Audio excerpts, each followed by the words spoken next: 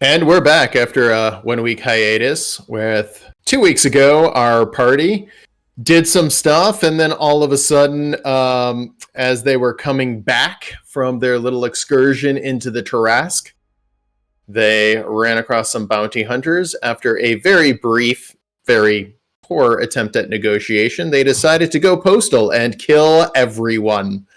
As the mercenaries the bounty hunters died, they realized one of the locals in the town had ratted them out, and they proceeded to very politely begin to chop down the door with an axe, to which he very politely said, no one's home, they didn't buy it, and one thing led to another, the stables got let out, and people were getting attacked by centipedes.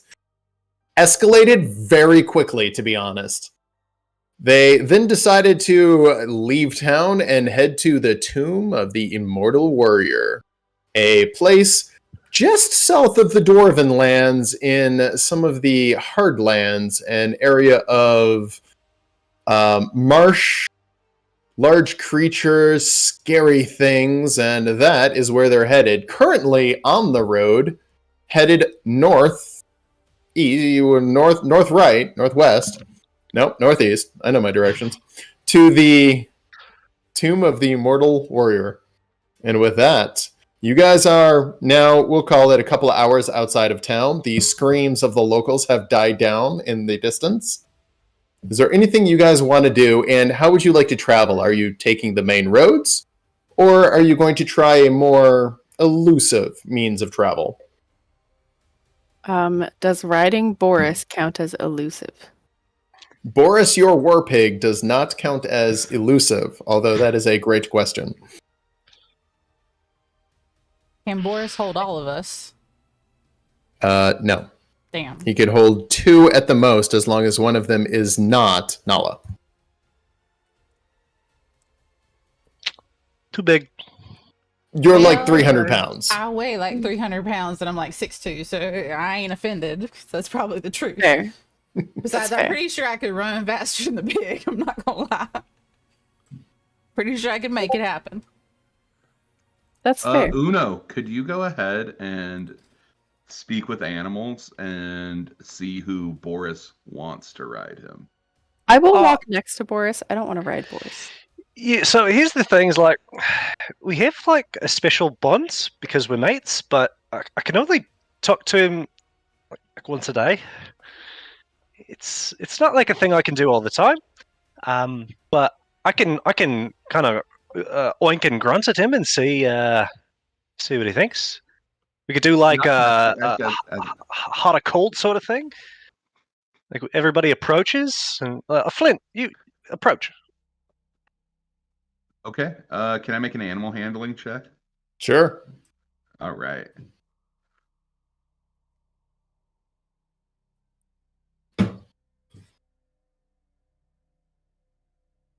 As Flint approached, he grunts.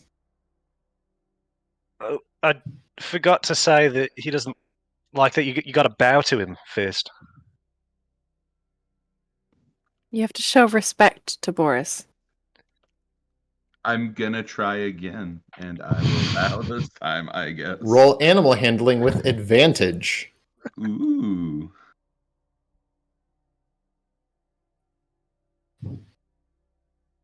This time, he grunts. I don't think he wants you to ride him.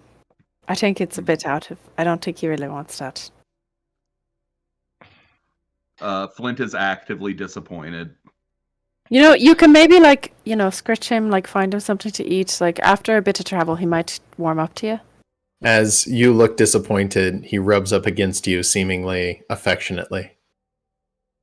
I just love the image that, like, this is a pretty large pig, and Flint is kind of a small man. Like sulking, too. Just, like, sulking and getting, like, rubbed a little bit. Yeah, he's, like, almost shoulder height. The pig. Well, do we have like a reason to not be direct and stick to the main roads? There is the problem of the Inquisitors and possibly more bounty hunters. We are also actively being hunted now, I believe. probably. I'm kind of inclined to avoid the main roads anyway. They've always spelt trouble for us in the past. All right. Well, just one thing that I would like to note before we left. I was shot by a gun.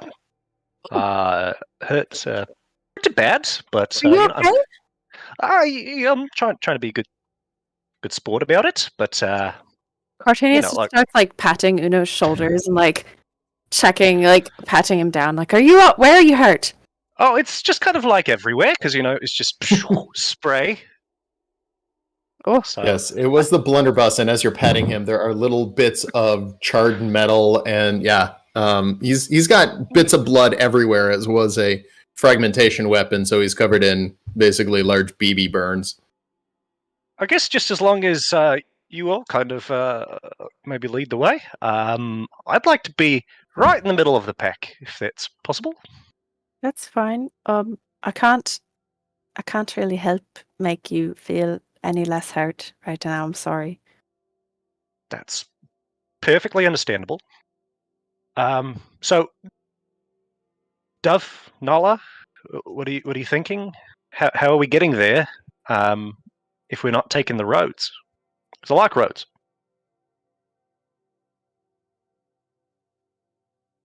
Are there in Alex, question for you. Yep.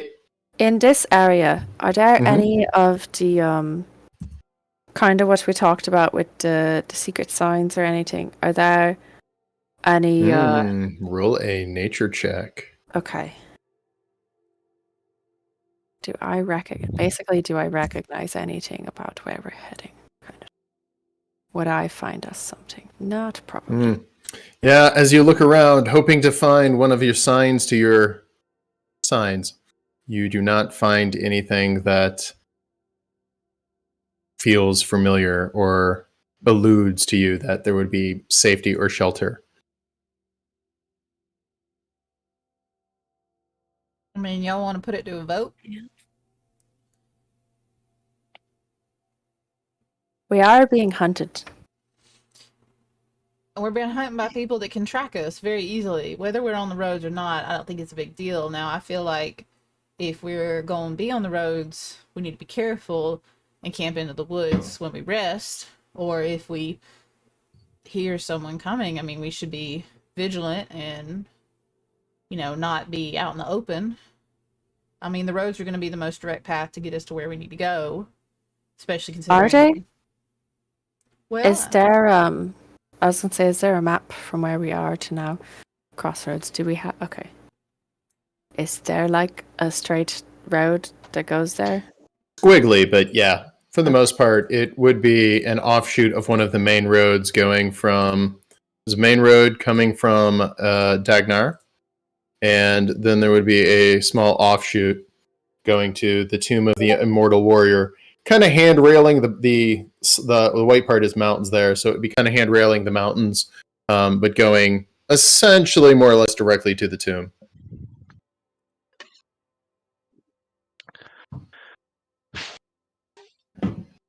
Well, y'all know it.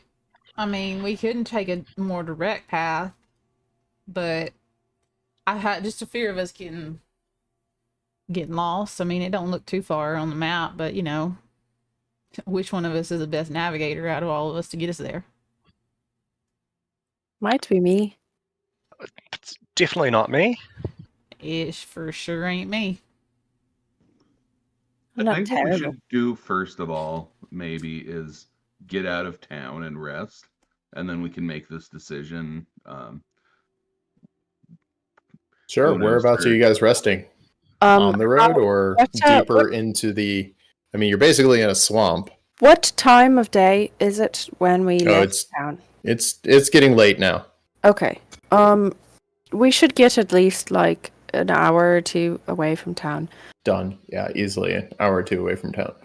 And I guess we could sort of just crawl off the road into like a little clump of trees or something. Okay. So You guys... I'll just walk. I mean, I'm gonna walk, right? I ain't got nothing against good. walking. Cortelius, if you want to crawl, though, that's perfectly fine. I mean, my hooves do kind of hurt, but it's more of like I think the trees are a bit tall or short. I don't want to catch my horns. All right, so with that, you guys come off the road just a little bit south of the main intersection.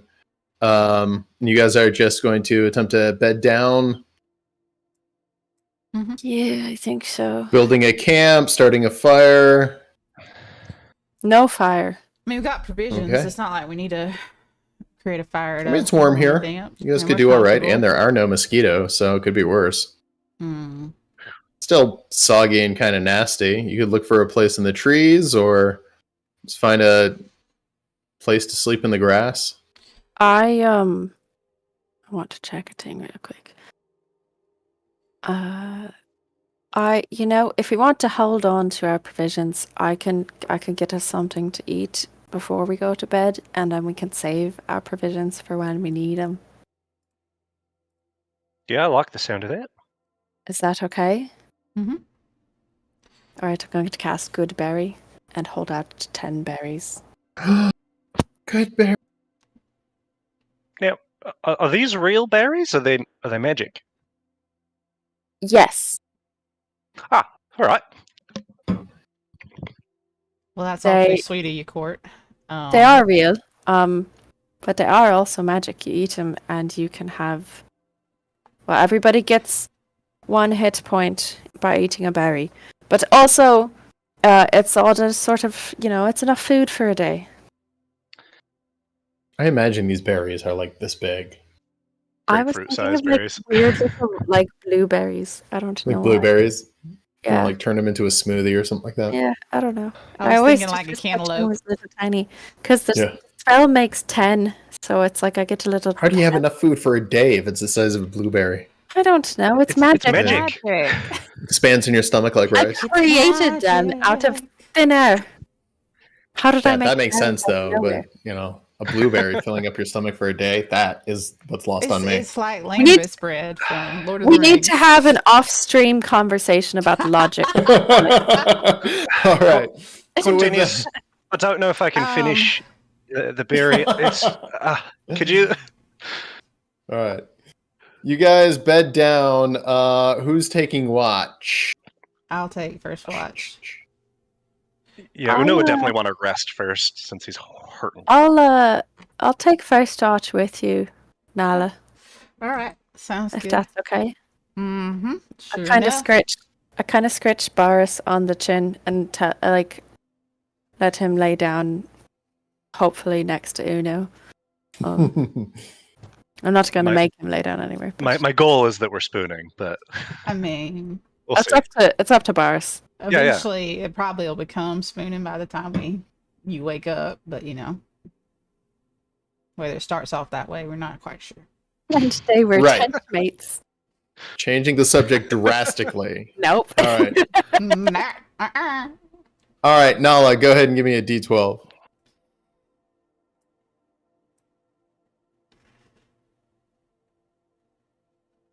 In the middle of the night, you hear some quick movement, real quick, and you look over very, very slowly. Uno is spooning with Boris. Of course, I'm the little Sure. spoon. The rest of your watch goes on without a hitch. I'm so happy we got that pig. Well, it's gonna be See? worth it eventually. Who's Nala, taking the next watch? we've developed an attachment. Now you can't kill that one. I You wasn't can't ever make gonna part- kill him. It's not. Y'all just have such a wrong impression about that. We talk about that later. What I mean, I'll go. you I'm can't- waking okay. up. I'm gonna wake up. okay, you can't Yeah, kill him, but you can't make anything out of him. Like you can't. I'm not. That's not how Okay. it works. We'll talk about it later. There's the whole Okay, good rhyme and night. reason. Good night. Let me get Dove. All right, who's taking the next watch?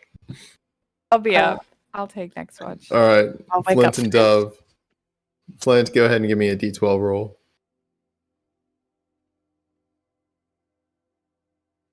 In the middle of the night, you hear a little bit of movement, and suddenly you realize Cortinius, Boris, and Uno are all spooning. Boris is in the middle. Yeah. Yeah. Pigs in a Absolutely. blanket. Yes, it is literally a pig in a very tiny blanket that doesn't cover either one of you, but covers the pig. Perfect. It's like a washcloth size. Uh-huh. Yeah, what's exactly. Yeah. The rest of your watch goes on without a hitch. Who's taking third watch? Uno can take that. Nala will probably end up getting up as well. 'Cause she's just. Uno, you wake up very warm as you've been spooning with a very, very warm animal. Ah, lovely, lovely, lovely. Ah, Boris, my sweet prince. D12? Go ahead and give me a D12 and give me a wisdom saving throw. Mm. Spooning with the pig was so nice you have accidentally fallen asleep back on the pig. Fortunately, you wake up in the morning, the birds are chirping, the frogs are hopping, the frogs are now singing. You know not to read what they're saying after what happened last time. But it is springtime in the middle of this marsh, and fortunately you have woken up before anyone realized you fell asleep on watch. All right, everybody. We get to Sure, you're all long rest? really rested. I know I'm not because I was up for the last little bit, but I think we should probably get going. You all have a great long rest, and Cortinius and Uno, strangely, very strangely, you get one temporary hit point for how well you slept. Weird. Mm. Nothing weird about it at all. I love Boris. He's Are I we at want the you to know. crossroads or like the three-way You're crossway? just south of it in the middle of the woods. Okay, so we could. Okay, thank you. Yep. All right. If you took the roads, you could hit the crossroads in about a half a day, and then you would be almost to your destination, or you could try going through the woods, and you could reach it in 1 to 2 days. I guess if you guys want to, we can do the roads. I Should we have a story for who we are? oh like a tale, like a fable. Now, No, don't I go making just- it complicated. Don't go make I it just meant- complicated. Cover story. Yeah, like that, Dove. Like who are we? Are we swineherds who've lost the rest of their herd? All we've got left is No. Boris. Were all of you lot previously swine, but magic went afoul, and now you are dwarves and satyrs and elves and Getting dragons? too complicated. Getting too complicated. I like that idea of a traveling circus. I'm very- Boris is the leader. I have a lot of experience with traveling circuses. I feel like that could be an easy thing to set up. Now we don't have to be a circus. You know, we could just say, you know, we're think we pilgrims do. headed to the tomb of the mortal warrior, and we've come together for protection, and you know, we're just going to pay our respects at the tomb and leave it at that. But where's the pageantry in that? It's a little. It's for boring. safety. It's not for. You want drama. That's all right. Do Well, we what's look the like point? pilgrims? What's the point of staying alive if you have nothing to live for? I have plenty to live Got to for. have some drama. Now. Mm-mm. Everybody needs a little bit of spice in your life. Oh, y'all remind me of my little brother. Fine, do what you want. I'm gonna start walking. Yeah, just figure it out. Tell me about it in a minute. And Nala just He sounds starts amazing. walking. All right, so you're the forward. traveling circus known as? Cartinius would.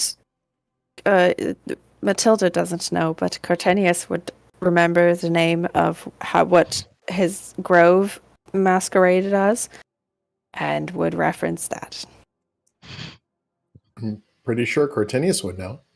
I know. I'm yes. The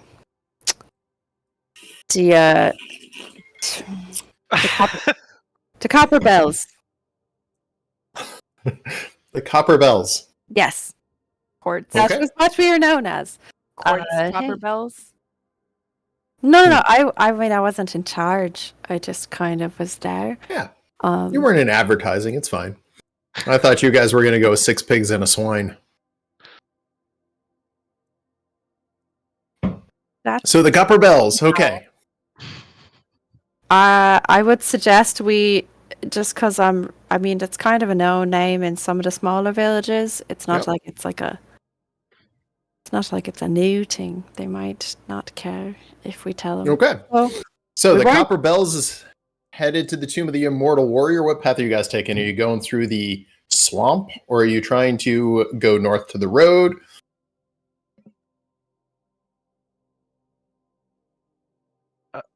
I mean, y'all got So- this wonderful dramatic story of who we are.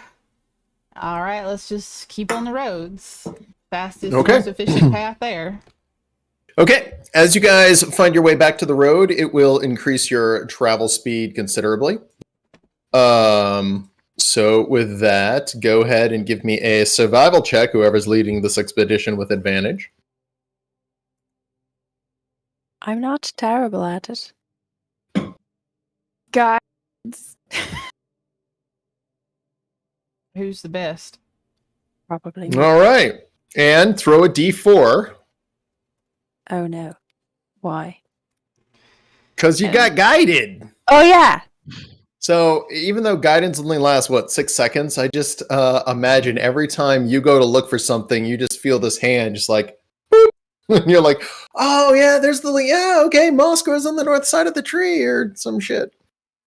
So with that, your first half day of travel goes really well, and you guys are now getting, you're about halfway to your destination. Go ahead and make another survival check with advantage.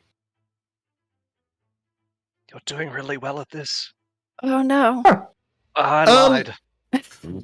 It's not totally your fault. You know where you're going, but the path gets a little bit, weak at one point, and honestly, you stopped to feed Boris some really nice mushrooms, and he was really, really happy, and that kind of like took some out of your day. And a few other really important things happen exactly like that. Because but- there's this whole moss growing, and I had to go pet the moss because it's gonna. That's It only exactly what is there for so long, and there was this dandelion too, and it needed to get blown. I got distracted. I'm sorry. The dandelion. So with that, you guys are now just outside of reaching. If you traveled all the way through the night, you could reach it, but you'd run the risk of exhaustion. Or you can make camp again. And if you want to make camp, you can make camp on the road or again in the woods. What would you prefer? Off the side of the road in the woods. In my opinion, be safer. Get some Very much protection so. from the trees Okay. or the mountains or whatever's around us. I think it's mountains. Trees and Um, mountains. Mountains to the north, swamp to the south. Which would you guys prefer? 2 questions. One, Uh-huh. can we see the mountains from where we Yes. are? Do they have snow on them? No. Damn it. Second question. Looking around, are there evidence of the kind of animals? Like, do we hear birds? Do we see, like... No. It's still the same marsh, but this area is a lot more dried out as it's closer to the mountains. It's more almost plains. There's some sparse vegetation, a couple of trees, but nothing like the thick of the swamp you guys were in a couple days ago. This is now rolling into much harder ground. The soil's not nearly as good. It doesn't get the same kind of water. You're going slightly up in elevation, not enough to make a difference, but you're, a couple hundred feet up in elevation by comparison. So it's just a lot more sparsely vegetated. Is there evidence of the same kind of large predator? Like You the haven't T-Rex seen is? any. Okay. Yeah, let's go camp in the woods. Towards the mountains, or are you going to go slightly south into the marsh? Hmm. Flint, are these the kind of mountains that you like as dwarves? If we camp near them, will we be more like a dwarf? I think we should go towards the mountains. These are not my preferred kind of mountains, obviously, in the sense that we don't know what really is in them yet. So, Is it but because we they don't should have definitely- snow? Yeah, these are like big hills or rocky hills. Not The real hill mountains. dwarfs might like them. There are hill dwarfs. Those are I mean, I think the mountains just offer us a bit more protection. I mean, we can get down behind the hills and hide ourselves back here off the road. Cortinius is just having a really excited sidebar with Uno about learning there are different kinds of dwarves in that sentence. And so now we're trying to figure out what kind of dwarf would be easiest to become. Well, so, Cortinius, what sort of dwarves do you think we could be? Like, are we tree dwarves? We could be, because he said there's hill, and I think he said he's a mountain dwarf. So I mean, it could be. Is there like a swamp dwarf or like? You know what I really enjoy is flowers. So, like, could we be flower dwarves? I want to be a flower dwarf. That would be perfect. Oh, I Right. guess I could. I could be a mushroom dwarf, maybe. Yeah, it's close enough. Should we shake on it? Yeah, deal. Right, Dove, what kind of dwarf are you? You could be any kind of dwarf. There's more than one kind. Isn't it wonderful? Is there like a sleepy dwarf or a tired dwarf? Because I'm ready for bed. Oh, yeah, like a cozy dwarf. A I cozy imagine. dwarf. Yeah, Yeah. I'm a cozy dwarf. I think it might be important for you guys to know that you're born a dwarf. You can't become a dwarf. Well, it's like you're born with it inside you, right? And then you bring it out through adventure and positive spirit. Were you around other elves? Maybe. I was, yes. Now, Flint, don't go getting their hopes crushed now. I say they Okay. should be allowed to be whatever dwarf they want to be. Thank you, Nala. Mm-hmm. You're going to be an optimistic dwarf. Oh, sure. That sounds all Like a right. happy one. Let's not yes. go that far. Nala's a happy dwarf. We've Let's got not go that grumpy and far. sleepy and And grumpy. cheerful. Lordy. All right, I'm taking first watch. Y'all go to sleep now. Okay, I'm gonna go to sleep with next to Boris. over Okay. Do we have any downtime before we go to sleep? Yes, we do. I think it's important that we teach, especially if we're gonna keep this cover up. I think it's important that we teach Boris how to dance. here. Okay, Yes. I'm absolutely for this. Can I come over and do we have some music we can have him try and dance to? Is that a thing? Is anyone else like are any of you good at music? My cousin taught me how to play the spoons. Perfect. Do you have some spoons? No. Oh well. Just need how a about couple of spoons, a jug. how about? I mean, we have like a water skin, or like do you have a shield? Flint, you have some armor that's kind of like a jug. And then here's some sticks, and it's kind of the same thing, right?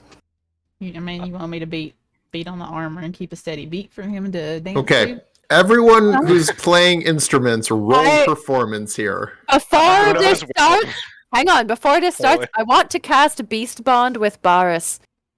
That was the main thing I was trying to get at. I'm casting Beast Bond with Boris. Alright. All right. Up to 10 minutes. Should I get the guitar out? Over in the And corner? for the hell of real it- guitar? Uno's popping off a speak with animals so he can gauge more appropriately Boris's reaction. I can talk to Boris and he can communicate simple emotions and concepts back to me. If we were attacking something, he would get advantage Mm. on attack. The emotion he's giving you is emotion. He has no idea what's going on, but he loves every second of it.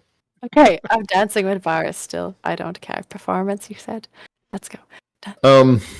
Uno doesn't have the beat down. Actually, Uno keeps breaking out laughing because Boris dancing is just so much fun and funny. He just can't hold it in. Boris, you look ridiculous, but I love it. Okay, Cortinius, give me animal handling with advantage to see how well Boris dances. Okay, I'm so excited. I love That is a classy fucking pig right there. Flint, this was the greatest idea anyone's ever had. Boris is amazing. Boris, are you having fun? He loves it. Oh, yeah. Oh, wait. Yeah, you can speak with animals. He's like, I don't know what's happening, but this is the most fun I've ever had in my life. I like you guys way better than the little green one. Oh yeah, we're pretty like chill homies, but just like keep having fun. But I gotta warn you, like things are probably gonna get shit eventually. But might have to do some fighting. But for right now, we just dance. My telepathic link with Boris is just kind of the like left, right, like 1, 2 step, 1, 2 step, one, like they're talking through like a waltz, like a jig with him. And this little piggy went dancing. That was a great idea, Flint. Cool, yeah. If you attempt to use pig dancing as part of your deception, you'll get advantage on it, because why not? It can be one of our performances. Good, we're slowly building a retinue. Alrighty then. Alright, I suppose... Uno said... not Uno, I'm so sorry. Dove said she was tired. I couldn't sleep right now if I wanted to. Oh, and as this is going on, there is a very in tune, very in sync, very well played piece of armor played by Teresa, who is also getting really into it, and she's sitting there trying to drum on armor with a couple of daggers, and it doesn't sound great, but, she's really into it. Amazing. Forgot you were here. I kind of did too.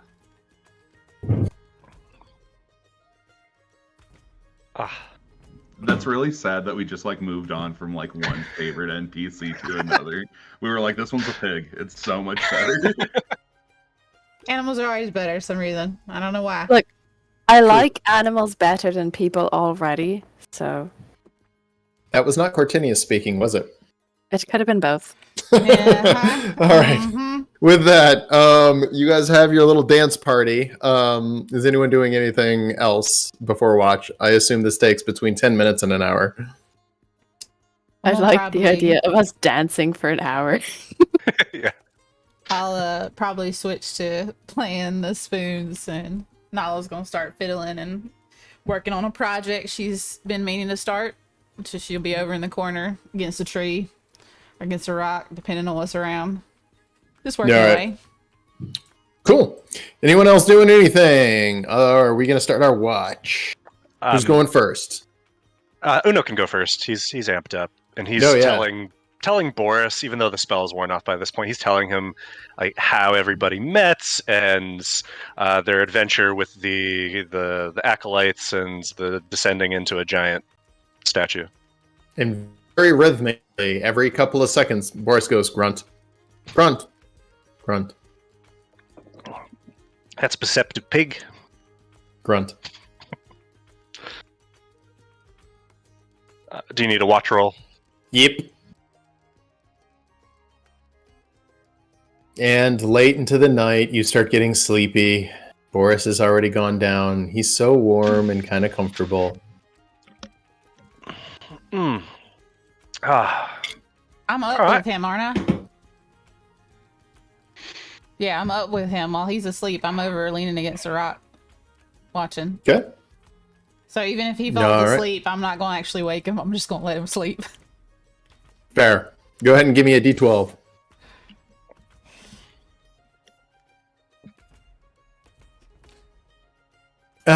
As the night goes on, it's late, about as dark as it gets. Have you guys lit a fire? No. No. Okay. Nala, you get the distinct impression there is something out there. Give me a perception check. It is dark, but you do have dark vision. Oh wait, no, you don't as a dragon. Give me a perception check with disadvantage.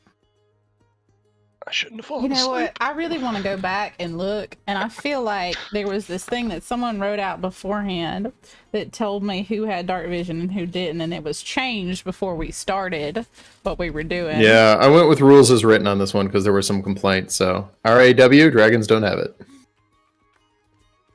No, Dragonborns do not have dark vision. which is stupid. I don't Yeah. understand it either. Hold on. I think rightfully Dove is probably the only So one. Drow, Dragonborn, T-Bix, Dwarf, Goblin still have it with Drow keeping on 20 feet. Per someone's instructions that I printed off at the beginning of this campaign. Yeah, But, you if would. we don't You- want to keep that... You get the if part we where I wanna said back to go- rules as written because there were complaints. I still... So we're playing 100% rules as written with that stuff. No. Dragonborn should have it, whereas like 4 of those other races shouldn't. Yeah, not like you needed it. Yeah, your perceptive hearing is so great. You can tell 100% there are multiple creatures out in a triangular pattern slowly moving in on you. What do you want to do? Wonderful. Let's wake up Dove very quietly first and Okay. have her see what she can see, because Nala knows Dove's pretty good at seeing what's around us. And then I'm gonna once Dove's up, looked around, I'm gonna then gently wake Flint up. I'm leaving Court and Uno right now We're because just I carried worry up with Boris. because I Have a worry fight. that if we wake them, they're gonna wake Boris, and we're just gonna have a little bit of cluster. So first Dove, and then Flint, in that order. Okay. Dove and then Flint, you guys wake up. Give me a perception check as Flint, yours definitely with advantage. Actually, Flint, make one with advantage.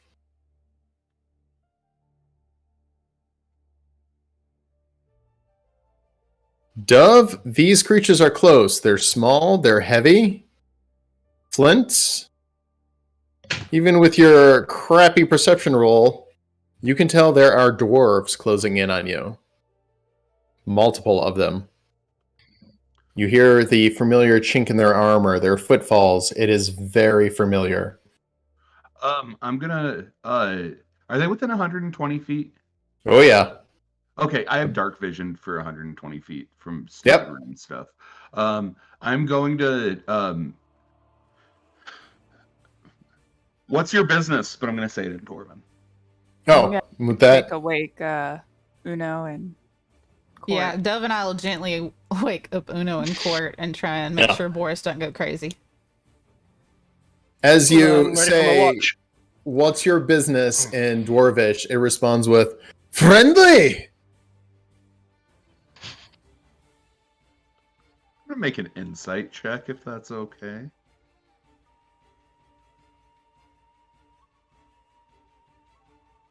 I love the audacity of that inside check off of one word from 120 feet away.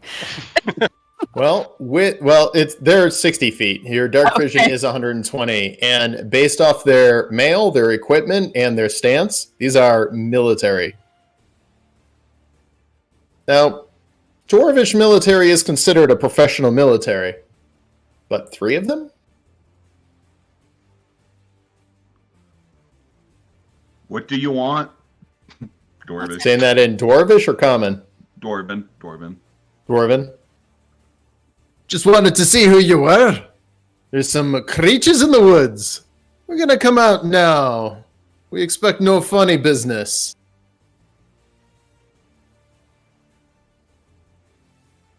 He walks out to a satyr and a sitting cross-legged on either side of a pig. One of the dwarves approaches, the other 2 do not. Based off the sheen in their eye, you can tell that they have at least minimal dark vision. Walking up on such an odd troop, he sees a dragonborn, an elf, wood elf, possibly a dwarf, and whatever the hell Cortinius is, sleeping on a pig. He lowers his warhammer, confused. Who the hell are you? Evening. Is that in common or in Dwarvish? Common, yeah. Okay. Hello? Hello? Evening. Y'all lost out here? No, we're sleeping. I did it! I can speak Dwarven! And Nala kind of just looks over at Uno. Is like, Uno, honey. Oh. No. I knew that if I just No, paid attention Uno, hard enough, dedicate my mental common. efforts, Uno, we're talking normal. it's all making sense now. Anyways. Hi. I am a flower dwarf. Oh, no. I love this so much. That's fair, though. Right. Very confused. The fuck is a Frauendorf? Oh, that's my friend there. He's Oh, one. The He's hell are mushroom you? dwarf. How do you have antlers and hooves and yet be kind of pretty? What is wrong with you, mate? Where's your beard? Oh, we don't usually get those until we're a bit older, and then it's kind of like a goat, it's sort of right on the chin. Who are you? What are you doing out here? Don't you know this is almost an active war zone? Now, when did it turn into an active war zone? Because last I heard, this ferry was decently safe. Yeah, it was. Fortunately, somebody kicked the hornet's nest. Now there's all sorts of creatures in the woods. Mostly north of the mountains, but that's what we were doing here. We're scouting this out. Saw you. Smelled you. Wondered what the hell you were. We're We don't just smell a that bad. traveling circus group making our way over to the Immortal Tomb. A and circus beyond. group. That actually With makes that- sense. With Hey, that, friends, come on. They're a circus troupe. Cortinius springs up in like a jeté and is like, "Where are the copper bells?" The Full copper bells. performance. We've got a bit of coin here. It's been a long day and an even longer night. Could you put on a show for us? We would love a bit of your coin. Have you ever seen a pig dance? No, never. Nala, get your spoons. Oh, sorry for coming up on you in the middle of the night. Do you mind if we start a fire? We got some food to cook. Oh, sure. We didn't know if we'd be disturbing anybody with the fire. We were trying to not bother, anyone local. We're a scouting force for the main army. It's coming through here soon. The Third Corps, of course. But we wanted to make sure the road was safe, and it was. But again, you're really kind of the only travelers out here. Well, that's So, Pigtail, and which one of you speaks Dwarvish? That would be me, and then I just sort of look at the Shove rest Uno. Shove Uno behind the pig. Just looking at the group. Which one of us do you think speaks Dwarvish? He looks at you for a second, then looks a little deep and goes, Wait. Thinbeard? Are you the guy from the posters? You become a circus performer now? His beard is quite normal, I'd like to point out. Sure, Oh, it's this is average, I Is- suppose. Is it then? Is it? Yeah, I don't know if we've ever established what his beard looks like. Is he beard I have a conscious? full fine beard. Okay, it's It's at least fine, normal. Not thin. Fine, it's fine. That's not what she At said last least week. It's fine. It's not thin, okay? There's plenty of hair. It's just very fine hair. You can't quite see how curly it is. And I'm actually getting kind of angry at the assertion that my beard is thin. That's an insult. Yeah, it's a huge insult. It's very Nala disrespectful. is literally just playing the spoons, leaning against the rocks, just not even acknowledging. I'm the conversation. trying to gently wake up Boris and scratch his ears and be like, "Come on, friend, we got to dance again. You liked it last time." Now, man, I understand that you have a station of authority, but let's not go insulting people's beards here. You're my mistake. Here, have some whiskey. It'll thicken that up for you. And he hands you a big old flask of whiskey. That's better. And His just- two other cronies come No, out, and they, of course, start a fire and begin cooking some lizard and crab meat. Now there's some good looking Cortinius food. kind of wanders over, "Can we all have some of the whiskey? I've heard it's pretty good. I've not forgotten to try it." First time for you. Well, yeah, I mean, my grove. No worries. So here's the trick. You sit, You exhale slow. Take a big gulp. Best way to enjoy it. Cartinius walks over. I'm assuming, is this like a flask or like a The wineskin jug kind of thing. Oh, okay. I kind of walk over and like very daintily like tittled while Flint is still holding it and take a little sip. I'm just like, I take the flask and I do what the dwarf said and I sit down and take a big gulp. Immediately, it's very strange. You get goosebumps all over you. It hits you like a truck, but for a second there, you feel goosebumps over your entire body, and you swear to God, you feel your hair growing thicker. My like satyr leg like a bit. They get poofy. Yeah, Like exactly. poofy. Exactly. Yeah, everything stands on end. Like check my antlers to make sure they haven't started to molt or anything. Still there. Cortinius, what's the verdict? That Did- was did- pretty. did it- That was pretty good. It's kind of spicy. Do you want? Can he have some too, my friend? So where? Say the word again. I'm still, my dwarvish is rubbish, but Whiskey. so that's the dwarven for water. Yes. Oh, all right. And Uno would follow the directions of the dwarves and take a Con big save drink. disadvantage. Oh yeah, for sure. Nala's gonna lean over and go, so now y'all ever been south and traded some of that whiskey for some white lightning down there? Yeah, your eyes go crossed, but you keep it down. Like you look like you're gonna blow for a quick second, but you hold it, and they're all like, he's a natural. Then he slaps you on the back. That's really spicy. It's Oh, it's really spicy water. It's a bit like a pepper or something. It's kind of spicy. Dove, I think you got to get on this and become a true dwarf. Rob, I think you'd look good with a beard. That will take a swig. Is Dove a drinker? I don't know. Mediocrely.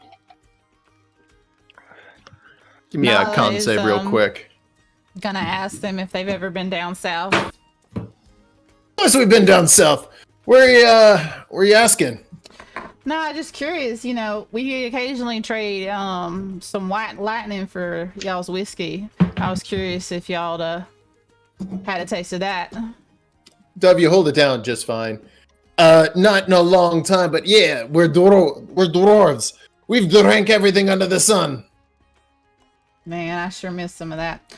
I'll have to head back home and get some next time. Bring y'all I've also some. drank some things that have never seen the sun. That's the good stuff. Sure enough is. Oh.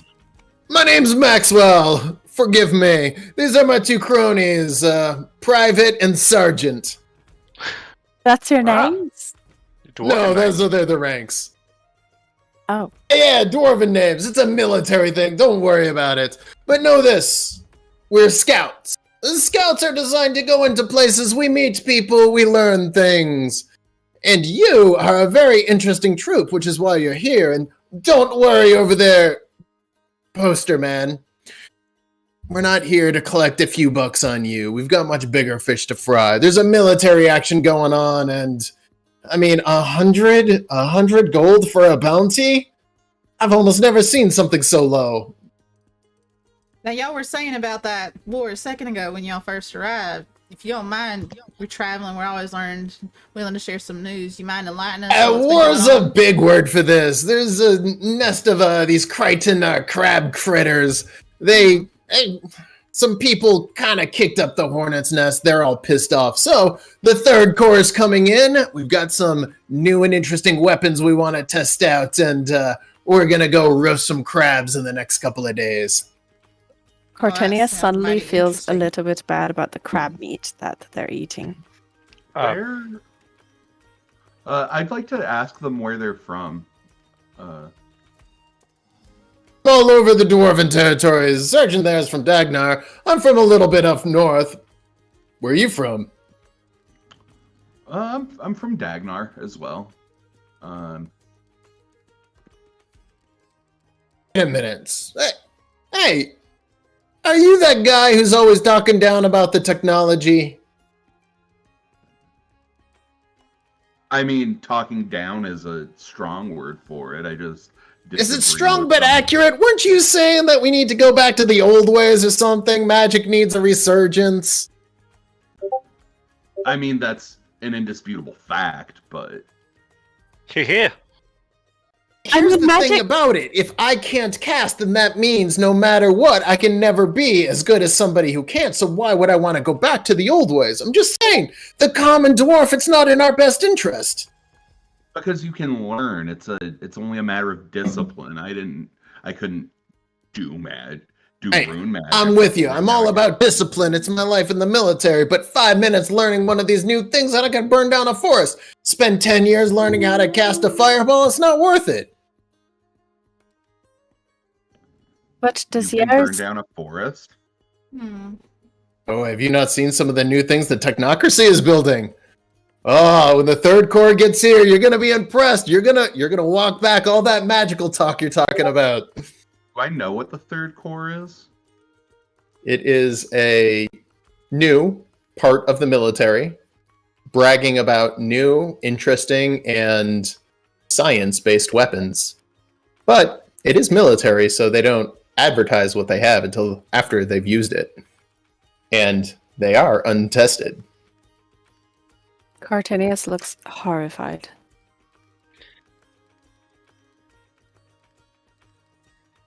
In any case, friends, please enjoy our food, have a little bit. Don't worry, you look a little scared. It is crab meat. I would gladly partake of some crab meat. Of course. Help yourselves. Take your fill. Uno's gonna point at Flint very subtly and cast message and just very quietly whisper, I don't think these are good dwarves. These are not good dwarves. I can reply. Can I reply in message? Is that a thing? Yeah. Again, Is it 6 Okay. seconds or 6 words? it's 25, I think. Yeah, I think that's sending. I thought message was all right. Well, It says like a sentence. You get like a line or something. yeah. I'm I do not not going to trust count them. it too That's what I'm quickly. going with. You are able to respond. And only I can hear the whisper. Yep. I do not trust them. No word limit on message as a Okay, candidate. no worries. Cool. You guys doing anything else?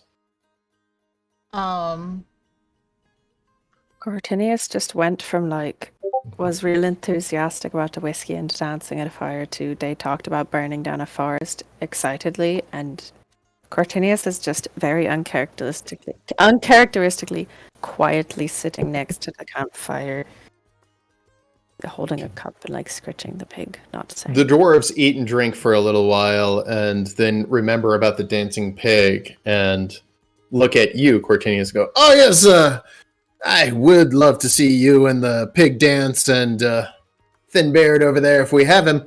But it is getting late and I wouldn't mind getting a little bit of sleep. We could share watch with you. Private over there, he barely sleeps as is. Private just nods real quick. He can be on watch if you would like. We're happy to hold our own watch. We're pretty used to that, but we can share a watch if you would like.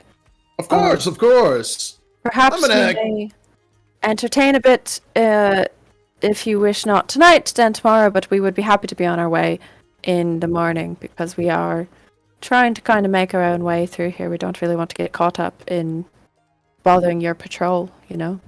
Where are you headed? Wherever the road may take us. So the Tomb of the Immortal Warrior? Is that where this road is going? That's exactly where this road is going. Then that's where we're heading. Well, I would hope so, because there's really nothing else south of that. So, what business do you have there? I Putting on a know. show for the locals? I turned right at the crossroads and the road went this way, so we're going this way. He smiles politely. Of course, my friend, of course. I just kind of look at him like, you haven't met many traveling troops, have you? I've met many, and they all went city to city. Not too many would visit such a exclusive place like a Tomb of the Immortal Warrior unless they had good reason for that. Doing a little bit of dungeon diving, cave exploring? You know, caves are not Caves are not terribly good for acoustics, but they do make a good spot for light shows. So if we found a cave, that could be fun. Indeed they do. Well, good luck to you. I hear there's some light treasure down there. I'm sure you will be very satisfied that you went. It's been a while since I've actually taken the full tour, but I'm sure you'll enjoy yourselves. I'm gonna get some sleep. We'll talk to you in the morning. How long was And he and the this sergeant watch, go by to the way? sleep with the private just leaning on a tree, his maul beside him, looking at all of you, and then exchanging his glance to the forest around. I am going to be on watch until they leave. All right. I mean, they're planning on staying the night next to you guys, and you're, midnight 30 right now. Mm-hmm. So if he's looking at us, I'm just looking at him. I'm like directly across the. You gonna get any sleep? No. Okay. No. Nala, having had her watch interrupted, is going to stay up for just a little bit longer and then rotate with Dove as she has been, and then see who else will stay All up. right. Probably like Uno at the beginning again, as we did before. Well, if you guys are all sticking it out, everything goes through the night without a hitch. It's nice and quiet. The dwarves making as much noise as they have would have scared anything around them away. Give me a Constitution save, DC 12 against exhaustion, Flint. Yes, you got some sleep, but not much. Haha. Nice. Do you- Nice. Oh, when you do Thread con and, save, you needle. can actually go to your character sheet and roll the con save, which will actually, you got like a plus a million on it. We'll go with the first one, but Yeah, you mean normally like that's that, that's but exactly what you would do. So that, but better. Got it. Yeah. That's how it's done. Glad you calibrated it. So with that, you guys wake up in the morning. The dwarves wake up in the morning, and Private is gone. The sergeant and Maximus, the leader, kind of look around. He looks at the sergeant. Where's Private? With our rotating shift, would we have seen him leave? He just walked off. Okay. I'll let him know that. I just say he walked Yep. off. He doesn't seem very reliable, does he? Maximus kind of shrugs. A few minutes later, Private comes back. He looks at Maximus and says, "Third Corps is almost here. They're coming up the road now." And you hear the heavy, rhythmic footfalls combined with clunking of metal, meshing, just a whole cacophony of nothing anywhere close to stealth, moving up the road a few, I'm guessing 100 yards away or so, however far you were into the woods. If it's all right with you, I think we better be off now. I'd like to not get caught up walking with your whole convoy. Maximus kind of smiles. I mean, you're pretty much caught up with us. If you're going to the tomb, you might as well go with them as an escort. We're always looking for people to help hump the gear. Can make a few extra coin that way. I don't Did you think say we're- Hump the gear. Sorry, it's a military term. It means to carry. I Oh, no. don't think that your army would be quite so willing to stop and look at moss as we are, and I do really want to see what the moss looks like in the mountains. Of course. Enjoy your moss. Thank you. Just trying to make some extra money for a traveling troop out there. Oh, we're actually loaded. It's like we can't, have. We're turning people away actually because we can't carry it all. Nala boots. Kind of Tread like a- carefully, my friend. No, There's on his thieves ship. and worse things out there. Wouldn't want to get caught up in the middle of something sinister. And probably don't say that around the rest of the military. They're not as honest as us scouts. Yeah, honest. Can Uno do an insight check? Sure. Honest. He believes he's the most honest person on the planet. Which gives Uno like pause. If he thinks he's the honest dwarf and like the good one, then yeah. All right. All right. All right. So As you guys are about to depart, there's footfalls of sounds like multiple people, multiple humanoids walking up on your camp. I want to leave. I want to leave like right now. I'm A like, few seconds later, Yeah. a very large dwarf, extremely tall, like almost 7 feet tall, yet looking fairly dwarfy, as well as 2 other dwarves. The 2 dwarves flanking him, extremely heavily armored. The tall one, very lightly armored, walks up, and Maximus, of course, does a slight bow and a quick salute. Ah, Commander! This is a circus troupe, the Copper Bells, I believe. And the commander of the 3rd Corps takes a look down. Are you looking for work or just looking to party?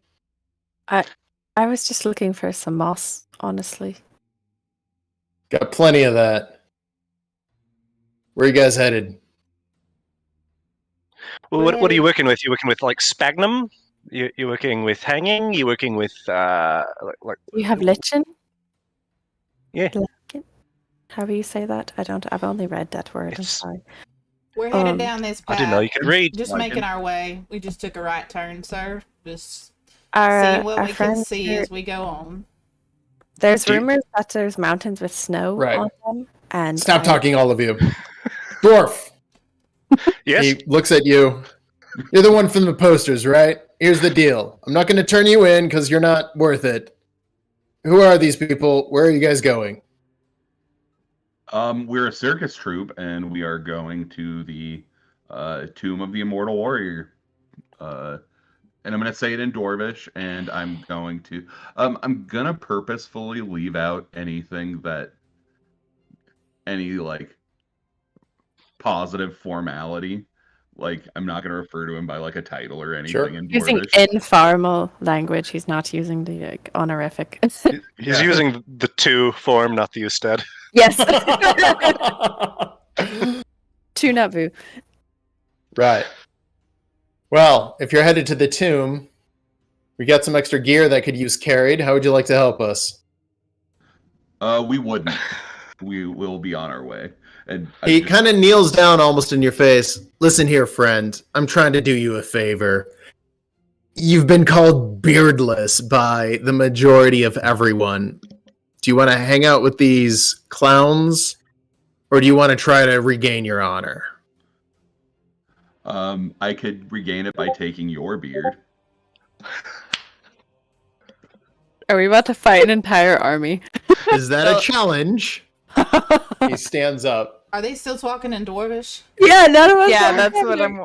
I'm. That's what I thought. Just Can- reading body language over here, getting the vibe. Can Uh-huh. Nala come up and stand like next to Flint and just kind of stand there and just be like looking at him side Sure. eye, like really? Like Nala's giving Flint this really side eye look of like, are you seriously like? She can just The tell words- by his posture that like he's not being polite. Like she Challenge just the knows. commander of the 3rd Corps. The words are Dwarvish. The tone is universal. Yeah, the tone is very universal, and Nala knows Flint well, and she's just kind of like, she comes up and stands next to him, arms crossed, and just kind of looks down at him, and just like, Oh, he's not intimidated.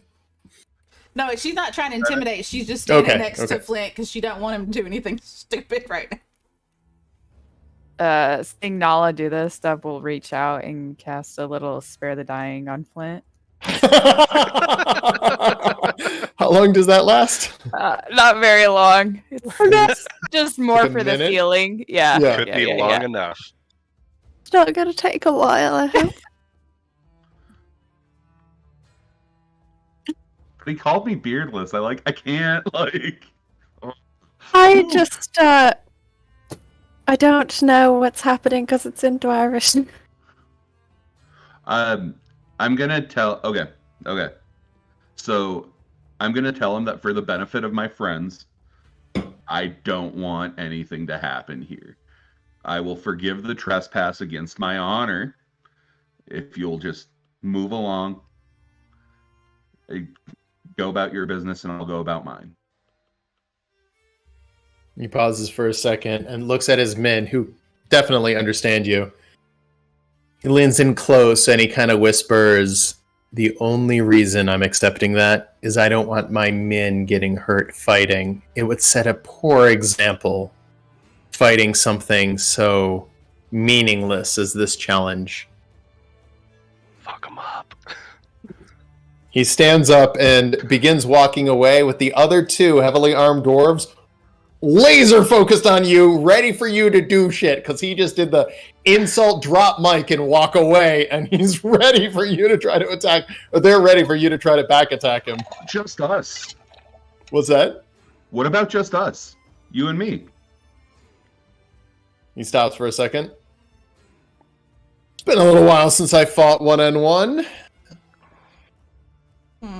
One of the other dwarves kind of looks a little bit weary about this.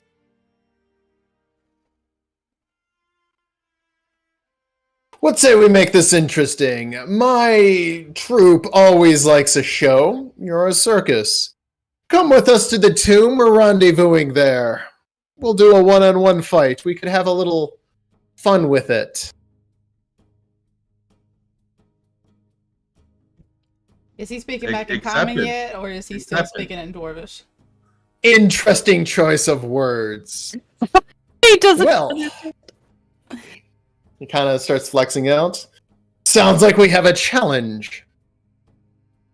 Let us head to the Tomb of the Immortal Warrior. There, we're breaking camp.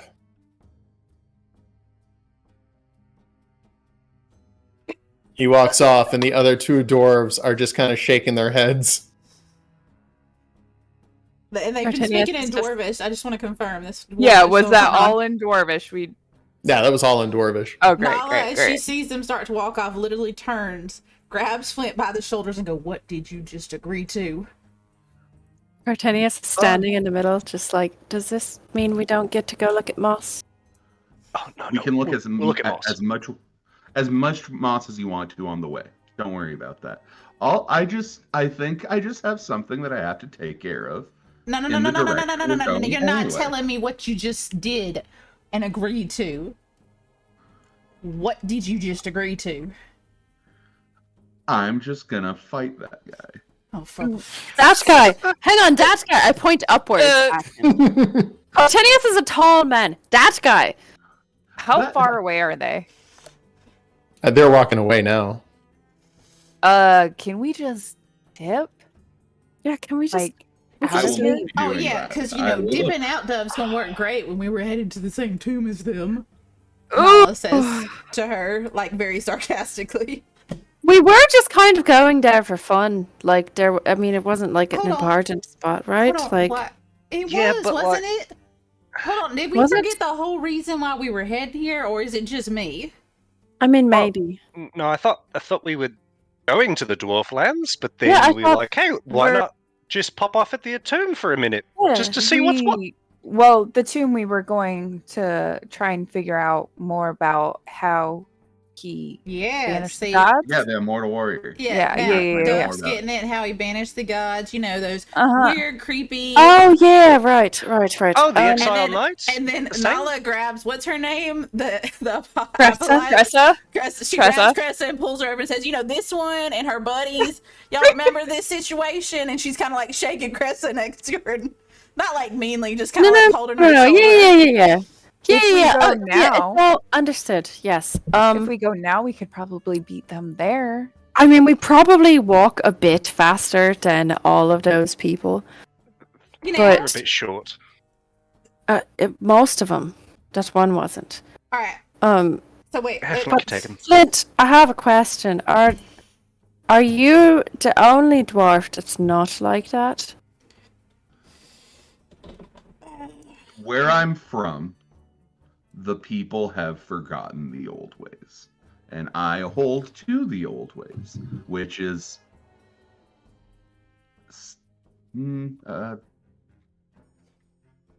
all right. frowned upon. So we're gonna go there, and I'm Mhm. going to assert the dominance of the old ways. Okay. That's all. It'll all be fine. But what I if you wouldn't even worry lose? about it. But Flint, what if you lose? That guy's pretty big. It's a one-on-one fight. It's not really about losing. I mean, it is about losing, but it's not a death. You are gonna make sure this isn't to the death, right? Because if you... Oh, and Nala just kind of turns away and is just like looking up at the sky, shaking her fist, just like... Flint, isn't this kind of a risky thing? Because if you like do badly in this fight, doesn't that sort of show the old ways are a bit shit? He called me beardless. He called me that too. I wasn't But- upset. But you can't call a dwarf beardless. Court, it's, I mean- it's a strong insult. Flower dwarf gets it. It's Yeah, it's yeah. a very, very strong insult to Thing call a dwarf beardless. Flint to the commander. What's the like? Just looking at them, what would be the comparison? Well, For the us. commander's clearly not 100% dwarf. He's Okay. probably got some orc, some troll, some Goliath, some sort of Okay. terrifying bloodline. So he's very tall and fairly broad. Maybe not as broad as Flint. So But Flint does His- kind of look like he has some old man strength. how tall is he? Like, if Nala were to stand next to him, is he the same height as Nala? Slightly taller. How he's good of a like- He's beard? big. He's Did- big. He's a big All guy. right, okay. So his beard was very thick, although not very long. Mhm. Chode beard. All right. Well, Flint, I you've gotten think us into it now. All right, sometimes you can just let it go. They're dwarves. Okay, Flint. they shouldn't. It should just be me. It should just be a one-on-one fight. There's no Okay. reason that But they should involve you. Okay, but Flint, alright, first off, do you really think we're just gonna watch you like get your ass kicked and not do anything? Second off, I expect Um, you to. Yes. you Well, I can't don't- take his. You can't you're not take in his- charge of me, Flint. Second off, sometimes people say mean stuff about us and I just do it to me and all the time. It doesn't even have to react to it. You can't take his insult as a whole if he's not fully dwarf, right? Oh, is that a good point? That's kind of a point, right? Like he can't like It's only a half insult. You can. he's only half a dwarf. See, Uno, you can be part dwarf. I think it's all or nothing. Flint, I just want you to know that I got your back, bro. If you need me to jump in there, like throw a couple of spells, boost you up, I'll do it. They won't even know it happens. Nala just looks to Beast. Flint and says, "My friend, my dear friend, If Hun Flint, is this really what you want to do? You want to go back out there and you want to fight him for the insult he has given to you? I need to. Okay, I but- don't think I- All right, we're I going. think there is- hang on, We're I think- going. We're going. no, We no. gotta go. What if we can go? Yes, that's fine. But what if the whole point was sort of showing the power of the old ways, right? The magic. That's what they're talking about. That's what they don't believe in, right? Look at Flint. Right? It becomes more complicated when you insult a dwarf's honor. Okay, but the whole idea was you wanted to show that the old ways are having a sort of a comeback, right? What if we make this a bit more of like a challenge, like a test of old versus new? What if it's a bit less of a fight and a more of who can do a thing better? Now You- she's got a you- he's got a You point use now. magic, he uses technology. Court's got a point because you didn't set the terms yet of what the combat would be. Per the rules, once you arrive at the location, you still have to hash out. But see, All of maybe that. your magic lets you do things better, like, I don't know, throwing a tree or lifting a boulder or something. That's interesting. That could be. That could be.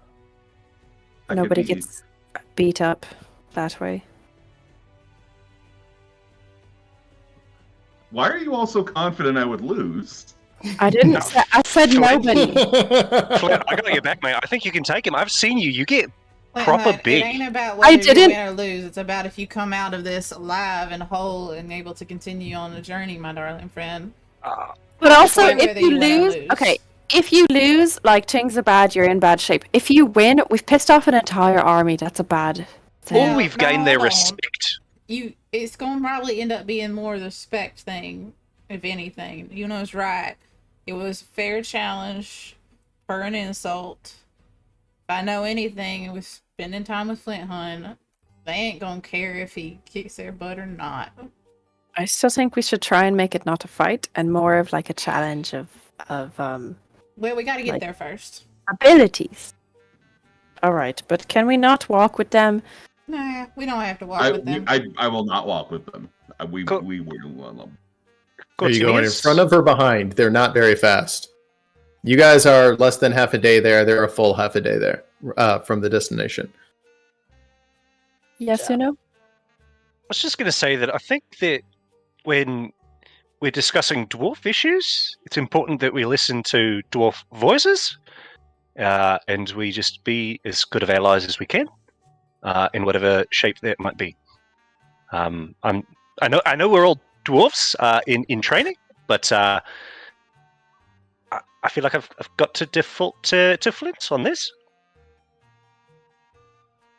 I thought we were dwarves. Yeah, but like we're like All right, rookies I'm gonna get in- Boris. Boris, Flint's done it for ages. Let's start walking. All right. Are you guys going in front of or behind the army? It wouldn't take much to pass them. We're In going front. In Yeah, front. we'll just go ahead Okay. and get there first.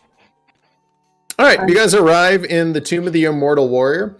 Walking in, it's actually kind of an impressive affair. The rear gates, which is where you guys are approaching from, are very high, about 15, 18 feet high, solid stone. They have two, what looks like watchtowers. It's built into the mountain itself. Walking in, there's a small village, maybe 10 or 12 little huts, and what looks like a chasm, or excuse me, it looks like a cave that has been transformed into an actual tomb where they have actually built it up with brick. It goes down into an incredibly dark something down there, probably a dungeon looking place. It is gated off. There's a guard by the gate, and right next to that there is a permanent structure, a stone building that says, "Welcome to the Tomb of the Immortal Warrior. Check in here." I wonder if they have a brochure. What? Is this... A what? This Like isn't a- what I thought it would be. What? Is this a Pamphlet. tourist trap? A book? I don't know. Yeah, like a pamphlet, like a little pamphlet. a I don't know small why it's called more book. British. Yeah, like I'd love to read a small book, or better yet, to have it's someone like, read it to me. it's like little facts about the tomb and like a map and some things you can like fun drawings, pictures, that kind of thing. like connect the dots, and it makes a shape. Oh, that'd be cool. Ah. Can I go up to the welcome building? Is Yeah. there someone like at a window? Absolutely, there is. And as you go up to the window, they're like, "Hey, welcome to the Tomb of the Immortal Warrior. Are you here for a tour, or are you looking to go dungeon diving?" I look back at Flint. I think we're here for a different reason, but I am wondering, do you have like information about the tomb that we can look at? Oh yeah, brochure. Of course we do. Yes. And they hand you a brochure where there's 3 different parts to it. There is a trip down to the actual tomb itself, and it says entrance to the Immortal Warrior's lair. There's a part that just says tour, and a section that talks about dungeon diving. It does sound a little bit dangerous, but there's a lot of weird language on there, like all pearlescence is property of Tomb of the Immortal Warrior, and little things with little graphs, or not graphs, but a little ledger that talks about prices, including gold. And it looks like weight and poundage of whatever this pearl essence is. Can I take this back to my friends? Sure. Can we look this over? Okay, thank you. And I Hey, walk back. Flint, what were the terms of the agreement that you struck? Are you fighting right now? They were Inside the tomb? relatively vague. I think we're just gonna fight probably outside. And Well, didn't they say they were schoolyard gonna make camp here, boxing. Flint? With their This area is pretty open. It is built inside of a basin in the mountains, so it is protected from three sides, with the fourth side being high cliffs. So it is very defensible. It's large, open area. It looks like there was once a city here, but over the centuries, it has kind of just devolved into this, and now there's a lot more open spaces. There's a couple of tents there for what looks like a military unit, probably an Advon or advanced party. They are setting up what looks like food storage and a mess tent and things like that. Probably a group sent on in front of the military before the military arrives.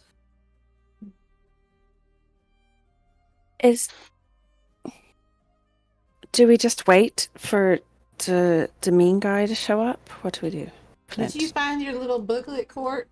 I did. Do you want to read it? Would you like me to read Yeah. it to you? Well, did it got pictures? I think it has a couple. It has Small. a couple of pictures of people fighting what looks like monsters. Mm-hmm. And in the tomb, it shows a massive warrior, and it is being defeated by a small child. Now that don't make sense. Now, It says, try your luck on the bottom. oh, interesting. Oh, we could Um, go fight. We could go fight the warrior. Yeah, no, that'd be fun. What about a tour? We get some more information from, because it don't got a lot of facts on what happened, does it? No. I mean, it has a little bit of history. There's like a blurb, I'm assuming, of like the immortal warrior appeared. Yeah, Yeah. Mortal Warrior's tomb was discovered 200 years ago. It does lead, and it is believed to be a nexus to the Fey realm itself. And then it's got a lot of weird disclaimers on there about the Fey realm. If you're trapped and enslaved for all eternity, blah, blah, blah. Whatever happens to you if you cross in the Fey realm, here's the rules for the Fey realm, blah, blah, blah. Oh, that's helpful. oh, That's nice. Look at that. I see. So it's- if you get in it's like- Feyworld. It's like fairy stories. It's it's That's what it sounds like. I mean, oh, the Fey realm. Yeah. Right. maybe we should do the tour. Well, I mean, how long do you think you're gonna be before you're ready to fight? I wonder how long the tour is. Court, did you ask how long the tour is? No, I just got a brochure, but I'm happy to go back and ask, and I'll like sort of Oh. skip over to the window. I'm already Yeah. off. Kurt is already going. Going back to the window? Yes. Yeah. Excuse Howdy. me. Yeah. Hello. This tower that you mentioned, how long is that? Tour's only about 15 minutes. It's just for familiarization of how the actual dungeon dive works. So if you're not familiar, look, it's been a long day, okay? So here's how it works. We've been feeding the creatures down there. It helps seed them. Just don't smash the eggs. If you want to go down there and kill some stuff and feel like you did some real dungeon diving, go for it. Pearl Essence actually has a real value. So just bring that stuff back to us. We buy it back. Or do you want me to tell you all the stuff in character? No, you don't have to. You don't have to. Oh, pretend. good, because I could really use Oh. a cigar right now. It has just been one of those days. You know what I'm saying? This course. place has been really losing popularity, and the dwarves over there, they don't seem keen on spending any money. So it's like, what the hell is the point? Am I right? That's fair. If you do want to go all the way down into the tomb and see the Fey realm, just obey the rules. You're going to be fine. They're not going to keep you there as long as you stick to the rules. Look, you said you've had a long day. I feel like I should probably warn you. There's a lot more of those dwarves on their way here, so you're probably. Yeah, not we've having to heard do that. something about some new corps testing out military stuff on the crab critters or whatever. It's fine, whatever. And And they're testing it. They're testing it in the tomb. Is that why they're here? Oh, God, no. That would probably destroy the tomb, from what I hear. There's a nest of they're called Critons. They look like crab creatures. They typically stick to the marsh, but something has pulled them out recently. And, well, the dwarves are coming here, and, they want to stomp some bugs. Also, okay, one last question, and then I'll let you have some peace before the rest of the dwarves show up. Well, I guess technically it's two questions. One, how much is the tower? Tour's free if you actually do the dungeon dive. Dungeon dive is only 10 gold per. Bring back any pearlescence. We buy it right back off of you, so you can actually profit off of this. Then, of course, we sell the pearlescence, and that's how we really make our money. We don't make much on the tours. It's just, to cover incidentals and, mishaps and things like that. If you guys need gear, anything, we do have a blacksmith here. He'll sell you all sorts of adventure gear, whatever you guys need. The only And other- if you need it for an extra 25 gold, we'll even send you a guide. This guide will make sure that you come back alive. And if you want to skip right to the actual tomb of the immortal warrior, it does lead into the Fey realm, and all rules of Fey realm apply. But stick to the rules, you'll be fine. The warriors there, they know us, they understand what's going on. But at the same time, the Fey realm is a very different realm, and it does play by its own rules. So then this picture here, I opened the brochure to like the child fighting the big guy. What is that supposed to be? That's just some cute advertisement. See, in the Fey realm, well, do you want to just experience it, or do you want me to tell you all about it? I mean, I kind of would rather like hear what I'm doing first. I don't really want to like. I also have to wait on them. I can't just run off right now. I've been told I need to come back. So Okay, well, if you want spoilers, here Yeah. you go. So the Fey realm, it's a special pocket of reality, and while you're in there, it has rules dedicated just to this pocket of reality. In any case, there's two parts to it. There's the warriors and the servants. And if you're strong enough to damage a warrior, then you are equal to the warriors. You don't even have to kill one. So it's a great way to train young warriors where they get to get in the ring and fight one of the greatest warriors in all of history. They don't have to win. Nobody's going to win.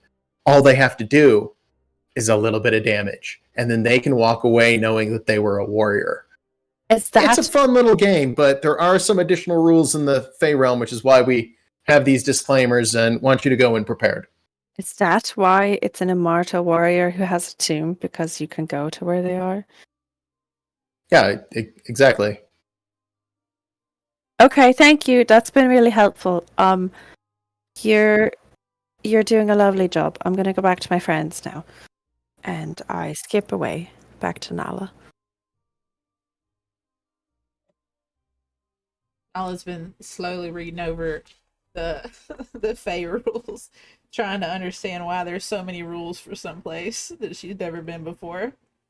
Yeah, it says don't ask questions and something about 10 gold. And Nala's just waiting now for Court to come back. Court, what you learn? Yes. What you got? So the tour is free. We could take a tour. It's only about 15 minutes. I don't Alright. know how long it'll be for the army to get here. But you have to pay 10 gold to go into the dungeon tomb area. Alright. And the tomb itself is actually a portal. Kind of takes you over to the Fey realm, to where this warrior folk is. Apparently all you have to do is damage them. You don't even have to kill them. So that could be a fun little what if that's the challenge? What if you and I look at Flint now, I'm like, what if you and your general dude, you just both go in and see who can damage the warrior? That ain't bad, What idea. What if we all go in and just invite the Yeah, what? commander to go in with us?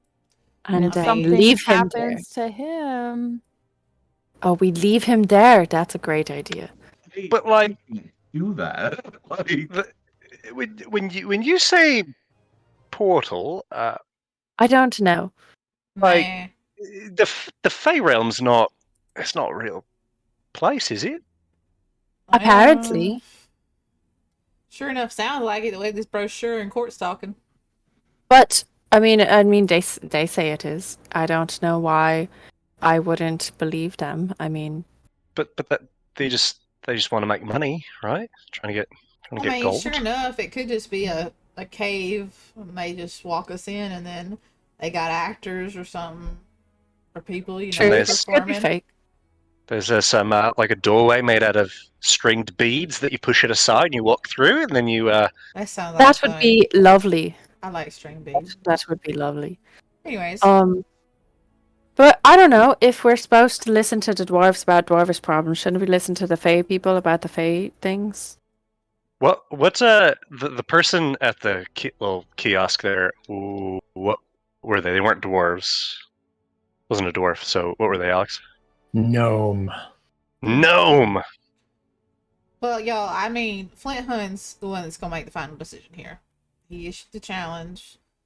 The leader dwarf accepted, so Flint Hunt will stick beside you and once you decide. I think I'd like to do the tour and explore and see what all the hoopla was about over here. So, what we doing, Flint? And we do it after. Mm-hmm. I mean, as long as I ain't scooping up your corpse off the floor. Not What like I if said, you're- some raw teeth? What if your challenge is just to, because he called you what, thin bearded or something, right? Beardless. Yes. Beardless. Okay, so what if the challenge is just to like rip off the other person's beard? What if that's the goal? Mm. It's not a fight to the death; it's a fight to the beard. That's like borderline more savage. Like, Yeah. have you like? We're not gonna fight. Like, I'm just gonna rip out all of your hair. Like, Well, I mean, Court's definitely been having some good ideas, but at the end of the day, Flint, hun, it's your decision. So you gotta tell us what we're doing. You while hear we the wait for Nick. chinking of dwarven warriors moving up the path. As far as after, I don't really know if Boris would be a good fit in this warrior place because I feel like they'd eat him. I don't really. There's a stable there. Marvelous. I can't leave him. You stable him, what- he'll be fine, Court. He's not going. What if we This left- is what I was talking about. You have to be willing to leave the pig. So Yeah, what, we'll what, be what right if what, back. what if we leave Trissa with the pig, with Boris? That way, Trissa, you know, we you kinda- all right with they- that? they can keep an eye on each other. And Trissa looks at you, Cortinius, and goes, "Yeah, I'll stay with the pig. We're gonna spend some bonding time." Can I insight check that? I don't don't think I like the said way that. you said She's that. gonna kill our pig. I don't we're like the way gone. you said that. You can tell she is clearly trying to fuck with you somehow. Yeah. Oh. Now she's fine because I don't think if we go anywhere near the Fey realm that she should come with us anyways, considering you know the Oh, that's whole true. the whole anger issues that you got going on. I feel like if we were to bring her anywhere near that, I don't know. I mean, I know she didn't drink the potion. I get that, but that whole stuff was so weird. So as long as you're cool with hanging out with the pig, we would appreciate you watching him, taking care of him, and we'll be back and hopefully earn some gold. Hopefully. I Or don't. I mean, notice it's my gonna. pockets are light. The lady at the kiosk, or lady, I assumed. I'm sorry. The person, Gnomish lady. the lady at the kiosk, she did say that the warriors thing cost some money, 10 gold, something. I don't know. Yeah, I'm good for it. It could be expensive. It's underground. Well, I mean, if anything, what we could do is go into the dungeon, get some of the what did this thing call it? This Pearlescence? Perla. Yeah, that stuff, and then just come back and sell that, and then go play with the Fey portal. Hey, People- Dove, Yeah. what does that word mean? Pearlescent? Mm, Nature check. me? You might. Yeah, you might know about this. Is it like a type of like a rock? No idea. Sounds cool. Pearlescent. It's a fun word. Pearlescent. I just I think that shrugged. might be my dwarf name. Pearlescent. Yeah. Is it like a flower then? Because you're a flower dwarf. I think Well, so. I feel like because it's in a dungeon, though, and no offense, you know, I feel like it's some type of material, like Hey. iron and Yeah, Flint, would um, you know about that? copper and gold. It is non.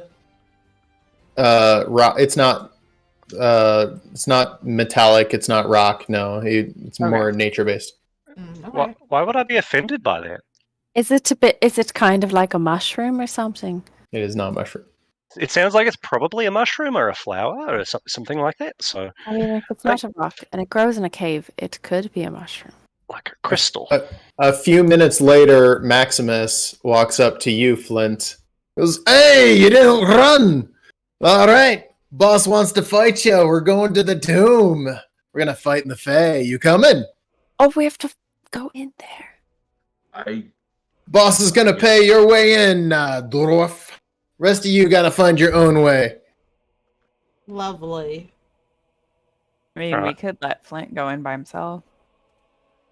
Oh, And Dove. Nala just kind of gives Dove like a really like, did you just say that? Cartinius briefly considers it, and then just like they act outraged, and so he's like, "Oh, All we've been through. Now, do we have enough to even get us all in? Do we- Because I sure I don't- enough don't have enough. You don't We have- have enough. We You don't have enough. 10 gold? No, I've done Uh, y'all borrow gold out the wazoo. We Oh, why are you so skint? I also hadn't sold anything I made recently. That's another reason. So Oh, we yeah, right. lifted 200 from that fine gentleman who was trying to intercede Flint earlier. awesome. Let's do it. All right, let's all go into Faye. What are the rules Okay, again? before you go in, one of the guards at the gate says, "Okay, before you go in, here's the rules. Remember, every question leads to a wager. If you ask a question, all you need to do is say accepted. You're now locked in a wager with somebody. Every wager is 10 gold. Trust me, you want to pay up. If you don't pay up, bad things can happen. It's just better that way. And don't let yourself run out of gold. So I need everyone to show me 30 gold before you go in. We're not letting you go in without that. We don't want you to get trapped there. Yeah, go ahead. Nala Can I ask turns to questions Dove now? and holds out her hand. Yes. All right. that's only 3 questions." Yeah, I recommend taking more, but of course, you can make money there. Oh, Yeah, no. I've got some coin. And Uno holds up 60. Okay, good for you, buddy. Go ahead. Cartinius looks at Flint. Dwarf man here, you've been paid for. Everyone else owes 10 gold. I'll put forth 30 for the rest of us from the party loot. 30 or 40, because you're included in this. I don't think that's including me. Okay, Uh, cool. Sounds good. Dove, do we have extra gold for like questions down there? Because Cortenia, I only I have want to double down. I only have 10 60? gold to take. I don't have gold to Do take. you with want to do an additional 10 per? So then we can each have a question. Yeah. Well, no, we have to each go in with 30 gold. You is have what- to have 30. I'm not letting anyone in with less than that. That's how bad things happen. Oh, it's 30 per person. no. 30 per Never mind. person. Just needs to be on your person before you go in.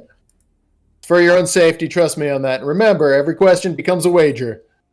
So Can I become have a wager. 20 gold from the party for my question money? Yeah. I have 10.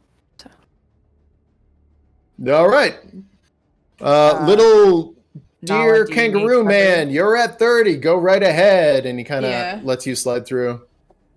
Okay. Oh, you I don't have don't. enough if I gets 30 from the party group as well. Yeah. All Yeah.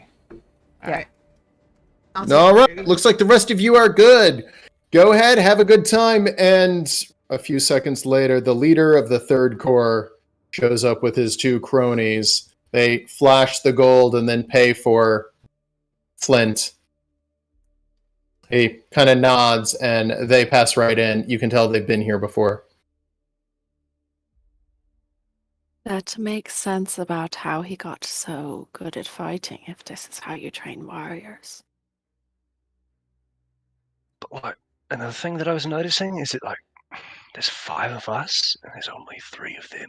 So like, Yeah. if it came to it, like, I could probably do something. Y'all know the downside is we just can't ask a lot of questions of whatever happens. What?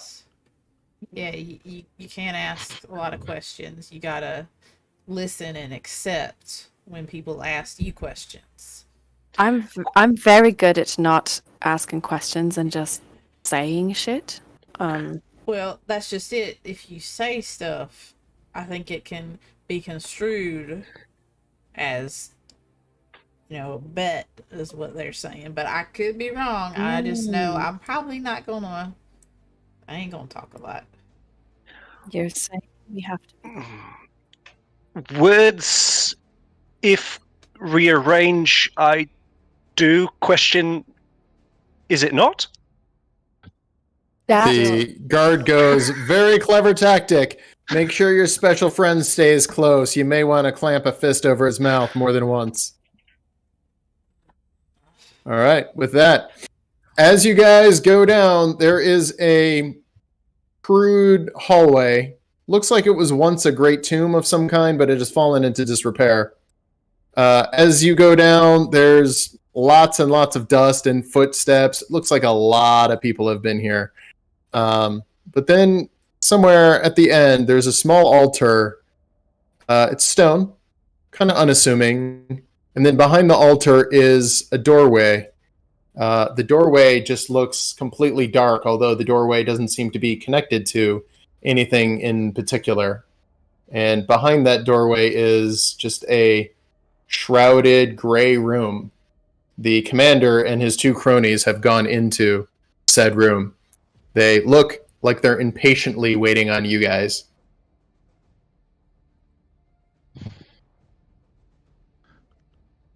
Should we ice them out for a few more minutes? I think that's a fun idea. Can they hear me? I mean, if you talk loud enough.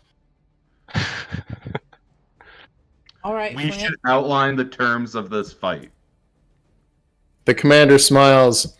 Okay, it's simple. First person to die loses.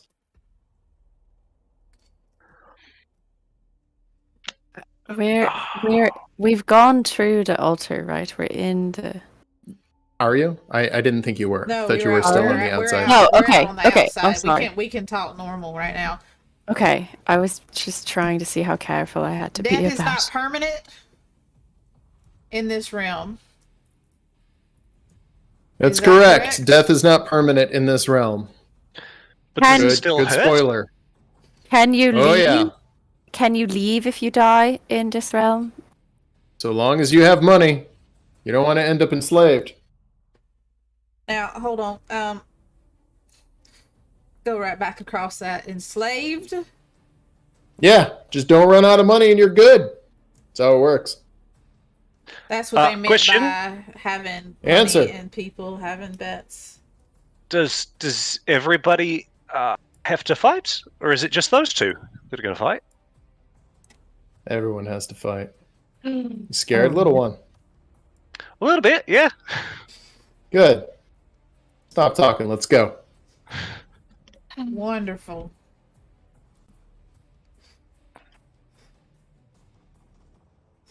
What have you gotten us into, Flint Hun?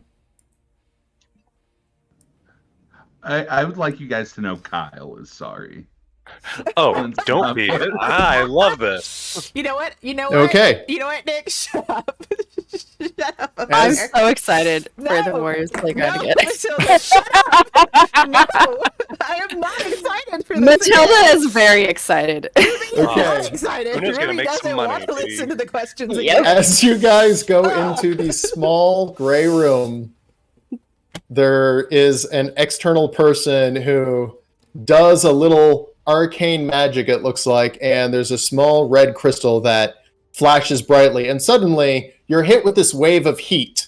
It's very warm where you are. You smell the sun, you smell sand, you smell this strange bambooish wood, you smell blood. This place feels very, very intense wherever you are.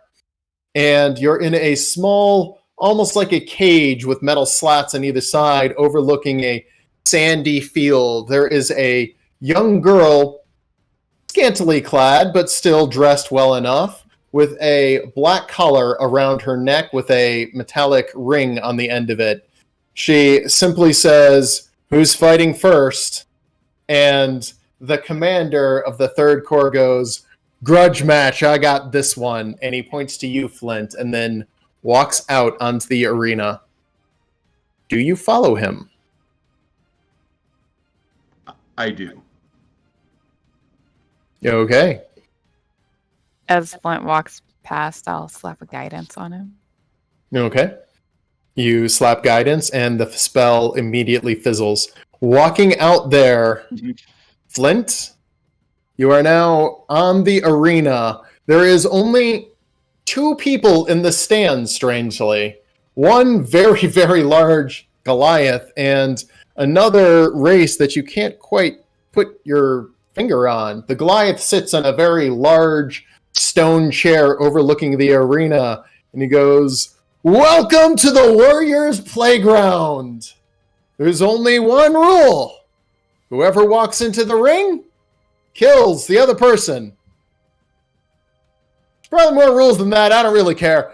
All right, when you guys are ready, start to fight, and may the best one win, I guess. And you can tell his heart just doesn't seem in this. At least, not today. Flint, as you square off with your opponent, you are about 100 feet apart. Do you have the battle map? I do, yes. Your opponent has taken the far side on the field. When you are ready, roll initiative.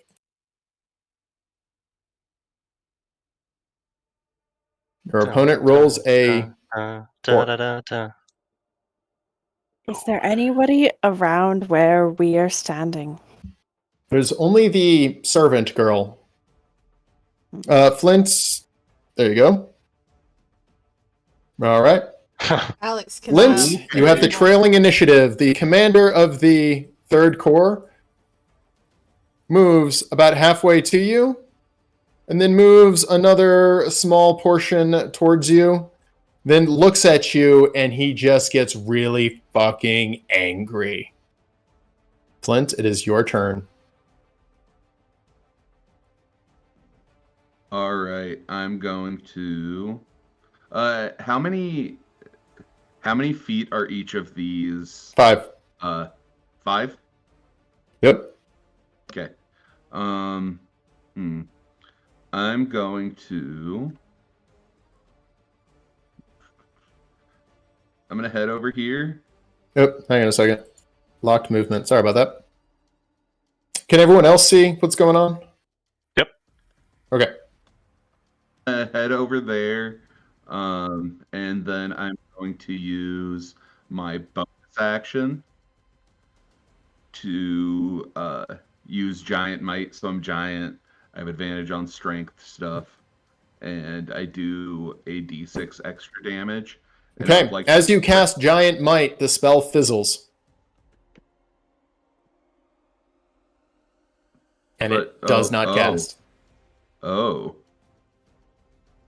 That'll be your action? Or is that a that's bonus action? action. Okay. Can I make an insight check into why that happened? Yeah. Make Okay. Arcana. Arcana. I'm better at that, but I don't have advantage on it, so. You feel this huge pain and a gulp in the back of your throat as you now realize, without a doubt in your mind, for some reason, arcane magic of every flavor does not cast here. Neat. I think I'm just gonna ready an action so that if he. Well, the Arcana check would be your action as you're trying to figure out what's going on, Cool. and you've cast a bonus action. With that, the commander closes the distance to you, pulling out a sword, swinging 2 swings at you. The first one hits.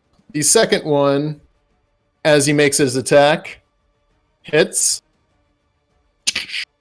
I don't like that. The sword cuts in and does some considerable damage, and you feel this intense freezing all across your body. It is now your turn, Flint. You are feeling the pain.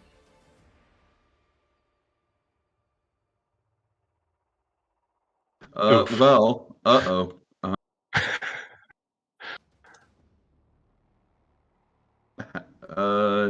Can I see on Combat Tracker how hurt I am? Yeah. Yeah. You got like 3 life. Yeah. Oh God! Oh no! Why? Okay. I'll attack him back, I guess. Okay. Roll attack.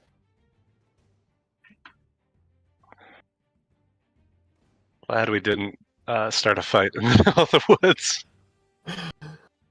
Yeah. 41 damage in one attack action. He's literally the commander of the most powerful army in Dwarven or military force in the Dwarven lands. He's no slouch. But we didn't know that. Not really. Mm. No. Are you attacking him? Yeah. I'm just trying to figure out how to do that. Gotcha. Sorry. If you go to action, and then Actions. on action you drag the plus whatever, and then you drag the damage if it hits. Got it.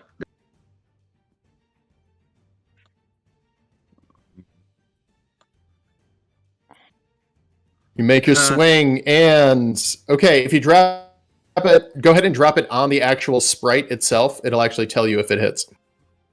So go ahead and on reroll the- that On the token on the battle map. on the actual token. That's what I love about this program. It's all automated. So, as Flint realizes his magic is worthless here, he makes his attack against, and he misses. Bonus action or anything else? I'll use my action surge. to Okay. Attack again.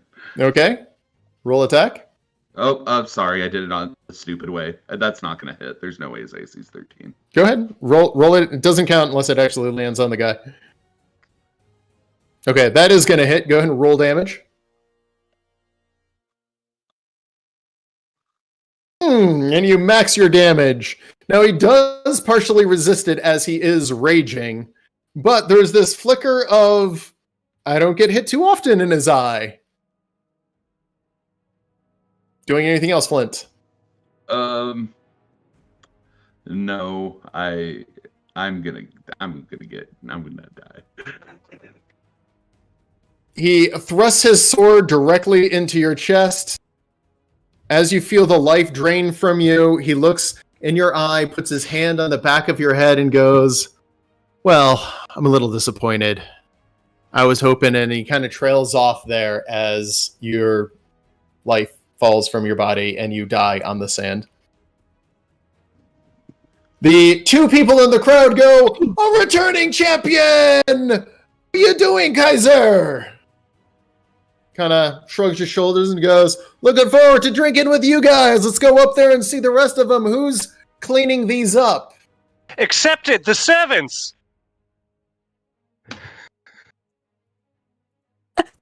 I love you, Nick. The sevens? The servants! He looks at the two people in the arena who look at each other. "Well, this is an interesting one because by cleaning up, you were talking about who's killing the rest of them, but technically, what do you think, Luck?" And Luck goes, "I gotta give it to the little one."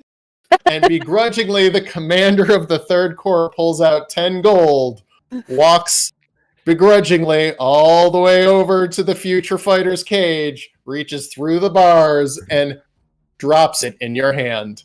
Add Wait, 10 gold to your inventory. I get to keep this? Accepted, yes. Alright, I guess it's yours. The commander then looks through the bars again and goes, "If you haven't figured this out, any question needs to be responded with accepted, and you're now locked in a wager." I hope you all got that. Una was paying attention to Nala reading the pamphlet. Yeah, Una was. The commander jumps up into the stands, and with that, the servant goes, "Grudge match, you four against those two." Nala's gonna step out onto the arena. And just gonna draw her dagger and scimitar and just get ready for a fight. Player clarifying, you pointed out the two that came with the commander. No, No? Which your two? group. Well, Your us group. four All four of you. versus which two did he point at? All four of us. All four of you guys are going into the ring to face off against the Immortal Warrior. Mm-hmm. Alright. Who we haven't seen yet? He's the guy in the stands, standing Oh, and easily 7 feet tall. Beautiful. Mm-hmm. Okay. The immortal warrior, also known as Kratos. So normally I would be mourning Flint, but they said that death here was not permanent, so I'm going to assume that Flint will be back soon. Yes, Flint will be back soon. Yep, has to be. Otherwise, I'm very sad. I don't want Th- to be sad right now. Also, and I kind of look at Uno, I don't think I will be able to do a whole lot in this fight if magic doesn't work. Guess we'll see. Kratos, standing on the sand, kind of gestures to all of you as he takes a 1 initiative. Everyone else, roll initiative.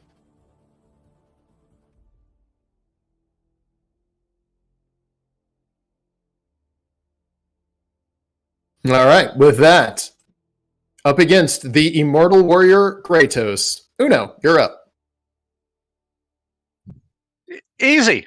Uno's going to just draw an arrow and just zing it over there at Kratos. Okay. The aim is true.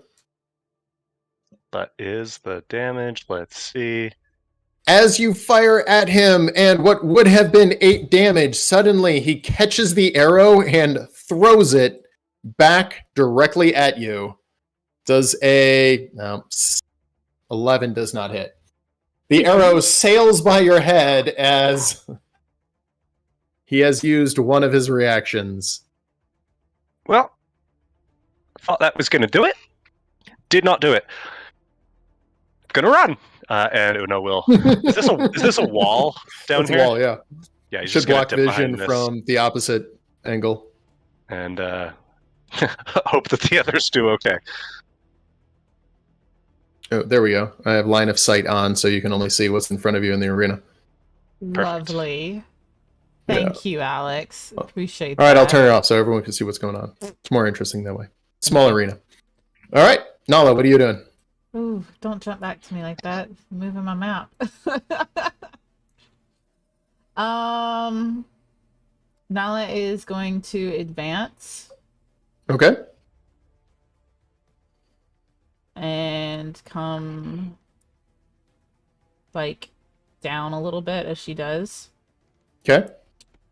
And then because there's still quite a distance and she can only move so far, she is going to pull out her short bow and go ahead and just fire an arrow. Pew pew! Firing your pew. It's true to hit. Go ahead and roll damage. Kratos easily catches the arrow out of the air, but does not throw it back at you. He just cracks it and drops it to the ground. Yeah. And so yeah, I'm going to not do anything else for now. Okay. Cortinius. Cortenius is going to run up to here. Okay.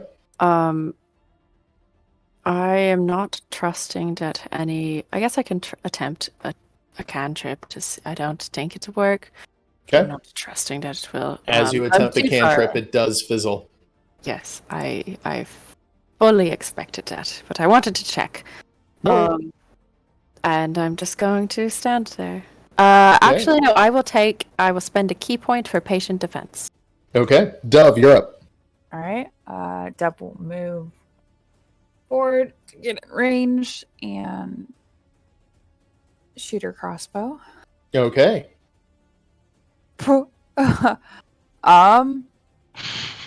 It And- sails way over his head into the stands, and he looks at the arrow, looks at you, and kind of shrugs like, come on! I'm gonna shrug back because there's not much I can do, and use my last 5 feet of movement to move back as far as I can. All right. It'll be my turn. Kratos takes his turn, moving 50 feet. He gets in range and drops 2 extremely long swords. Or not long. They're about 3.5, 4 feet. Each one of them dripping with what looks like a molten fiery lava. There are chains wrapped around the swords that then connect to his hands. The chains seem to lengthen or detach almost magically. He stands ready to fight, and you see this blood-red anger fill his eyes. Yet he does not attack. Uno, your turn. Aeneas just looks at him like, that's definitely magic. Uno will step out and is going to fire another arrow at him. Okay. Its aim is true. And he's going to send one of his on the arrow, one of the mods, hoping that because it's primal magic, it will work. Which mod? So that's like with the. Did it actually? I guess it depends on if it actually hits him. That would hit. Are you pumping up the damage? Yes, with the swarm attack. Okay, that will work, actually. Okay. Oh, I don't know why I rolled that. It's insta hit. It's just the damage, yeah. Now, he does catch it, but as he catches it, several of the swarm does attack and hit him, and he seems stunned as now his hand has bites and bleeds over it. He points at you and goes, "All right, little warrior, you're first," and then throws his sword up and catches it. Lovely. Anything else? Yep. Uno's going to run back away. His full movement Okay. speed. 5, 10, 15, 20, 25, Roll 30. Constitution to see if you shit your pants. No. Nala, you're up. Oh, they're so caked right now.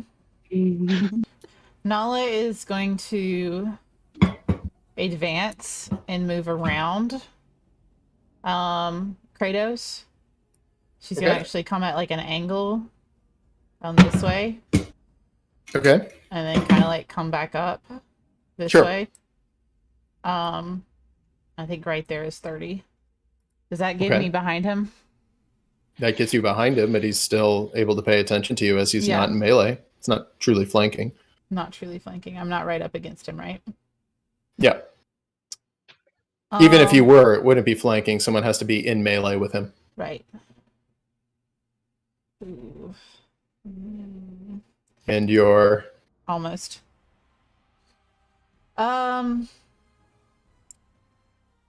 I'm going to throw a dagger or two Okay.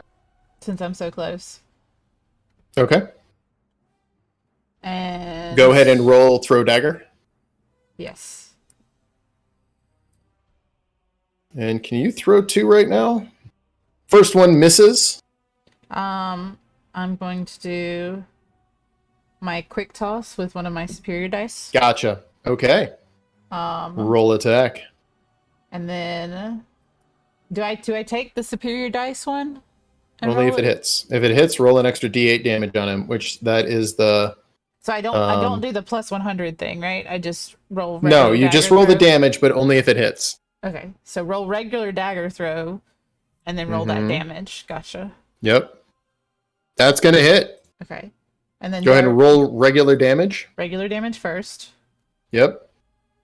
And then Okay, so that's 4 damage that would be sent to him. and then the superior dice. Okay, that is enough to cause damage. As he catches the dagger, it slides through his hand, and there's a couple of drops of blood that start seeping out. He's able to absorb 10 damage with a catch, And but that was enough to feed through, and you have drawn blood. and win. then I'm going to make sure I have my scimitar in hand ready because I'm so close to him. Sure. And I'm gonna get in a defensive position. Okay. Cortinius, you're up. Yes. Cartinius is going to try and keep my cat from unplugging my computer first. Full-time job. This is a struggle. I am going to be a little bit brave and maybe a little bit stupid. Because Okay. the person at the kiosk said we just had to damage him. So I'm going to run up. Okay. 5, 10, 15, 20, 20. Oh, wait, I was. Can I get off? Most erratic movement. 5. I'm sorry. I'm trying to do squares. Do it by 5, dots, son. Do it by dots. 10. Are we going by dots and not squares? Is that what's happening? Either or. Either It or works both works. ways. That's why I 1, Or just 2, recount them. 3, 4, 5. All right, yeah. I'm trying to count. Hang on. 1, 2, 3, 4, That's 20 feet. 5, 6. Yes, but I have a 35 speed Gotcha. movement, and I want to get Okay. off. And I am going to. Can I? Because I want to test this. I saw Uno's moths work. I want to use my reaction to turn on my mushrooms. Okay. Do they turn? They do. They do. Okay, cool. Primal magic is not Oh. arcane magic. Exciting. Slight difference.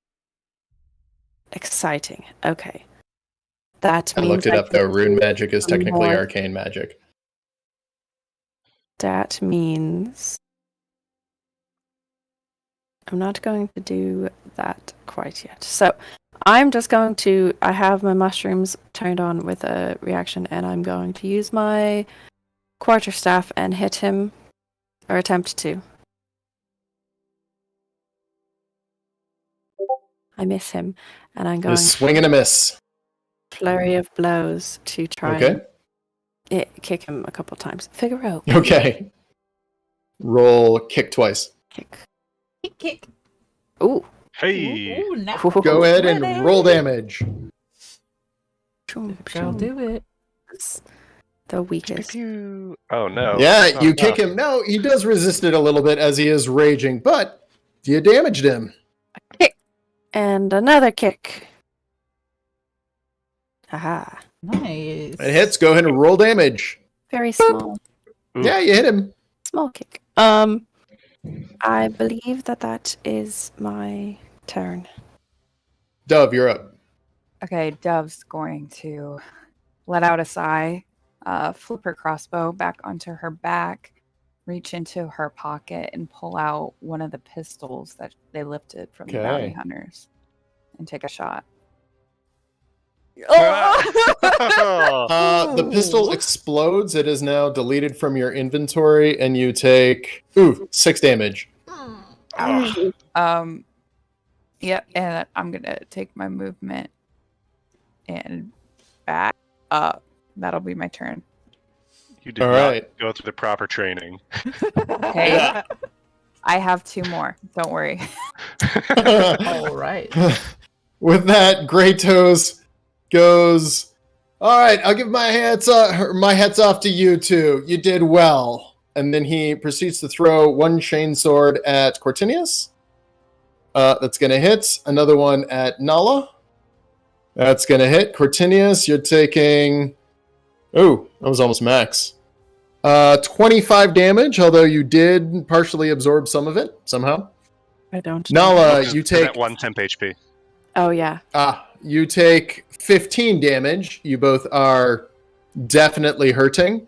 And then he proceeds to Oh. sprint. Go Wait, ahead. hang on. I have to drop the mushroom damage onto him because he started Okay. his turn. Sorry, I just can't find it. He then sprints around the corner. Cortinius, you can take an attack of opportunity on him. I can't because I used my reaction to turn. on That's the right, you did. And as he comes around the corner, he's going to use his bonus action to charge you down, Uno.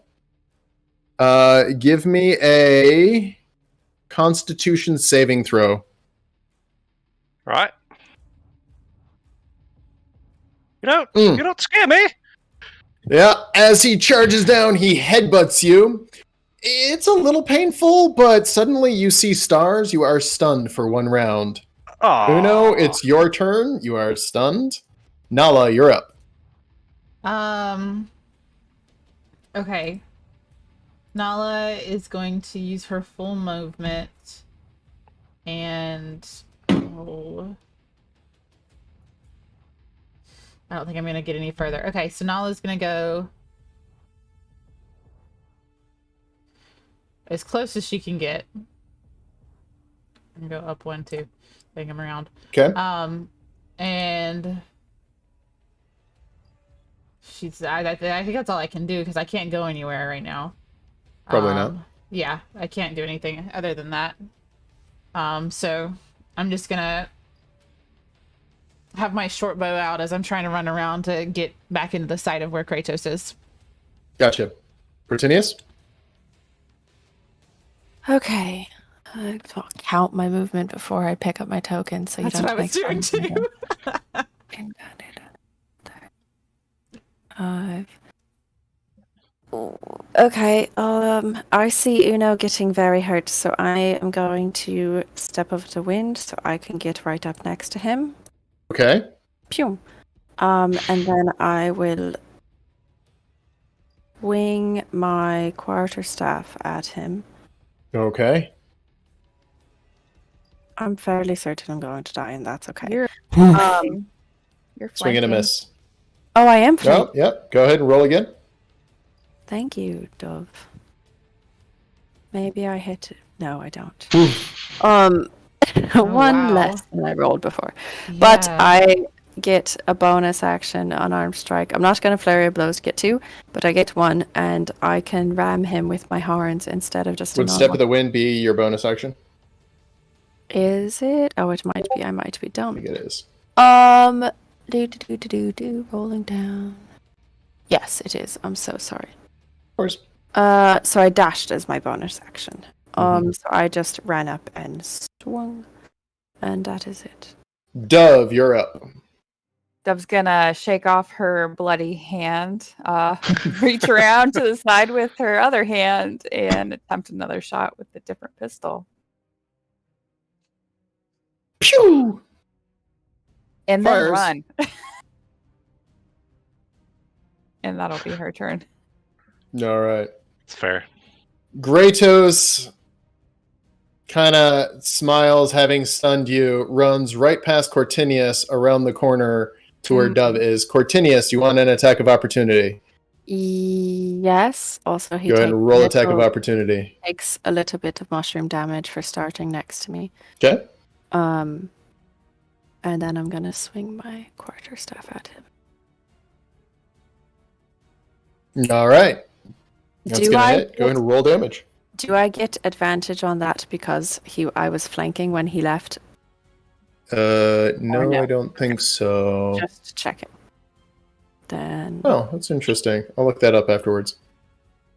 He's going to close distance with Dove and make 2 attacks with his chain swords. Point blank range, hit. First hit slams into your stomach, Dove, lifting you partially off the ground. The second one, Oh, you feel this weird cold sensation at your neck, and suddenly you see sky, sand, blur as your head has been cut completely off your body.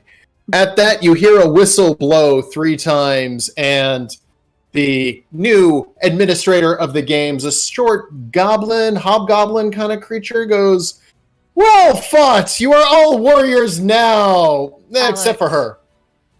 Can I have? You're welcome to quit if you would like, or you may continue to the death. What would you prefer?" accepted to the death. Alex, I was gonna ask, can I activate Brace since he is in my area and attacking one of my allies? With Yeah, the sure. reaction? Go ahead and do a brace on him. Okay. And what do I just do it with the damage dice? You attack. If it hits, then you roll the extra damage dice. Okay, so I can use any of my attacks, my weapons, attack wise. Yeah, it's just a regular weapon attack, and then if it hits, it does an extra d8. It gives you the ability to attack somebody. Yeah, so go ahead and roll damage for your weapon, and then roll damage for the bonus attack. Sorry, that was the bonus. Or for the damage. superiority dice. Now roll basic weapon damage. There you go. Um, Basically minimum damage all around, and he is raging, so even less, but, you know, it is what it And- is. Nala, Ooh. after having done that, is also gonna yell accepted. Because if Did- 2 of her allies did- already died, she's like, we're just gonna keep going. did You know Una you're- get 10 gold from the guy because he said accept? He will. All right. We're not going to stop a fight in the middle of. That's Mhm. fair. Uno doesn't have a shot where he is, so he's going to head down to this purple space. And Okay. As you look at that purple space, it seems like reality itself is pulling in. Like the very field, the fabric of reality is slowly eroding. As you look close, you can almost see it moving at maybe a millimeter or two an hour. But it's like the world is slowly getting pulled in and breaking apart. Uno would stick an arrow in. Yeah, as you stick an arrow in, nothing really seems to happen, but as you see some of the sand from the arena fall in there, it seems to fall into space and drift off into essentially nothing. All right. Not what I thought. Maybe this was pearlescence, but I guess not. Okay. And Uno will just finish his movement up here. Okay. Nala, you're up. Okay. So, I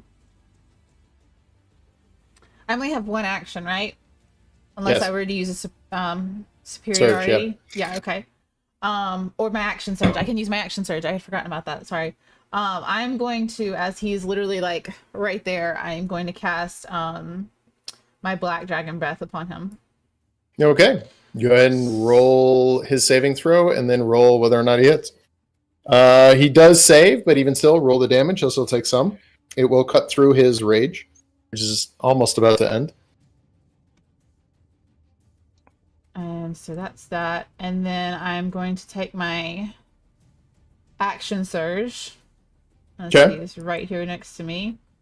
And go ahead and slash him with my scimitar. Fingers crossed. All right. Oh, nat 20. Yay. Roll damage. Suck it.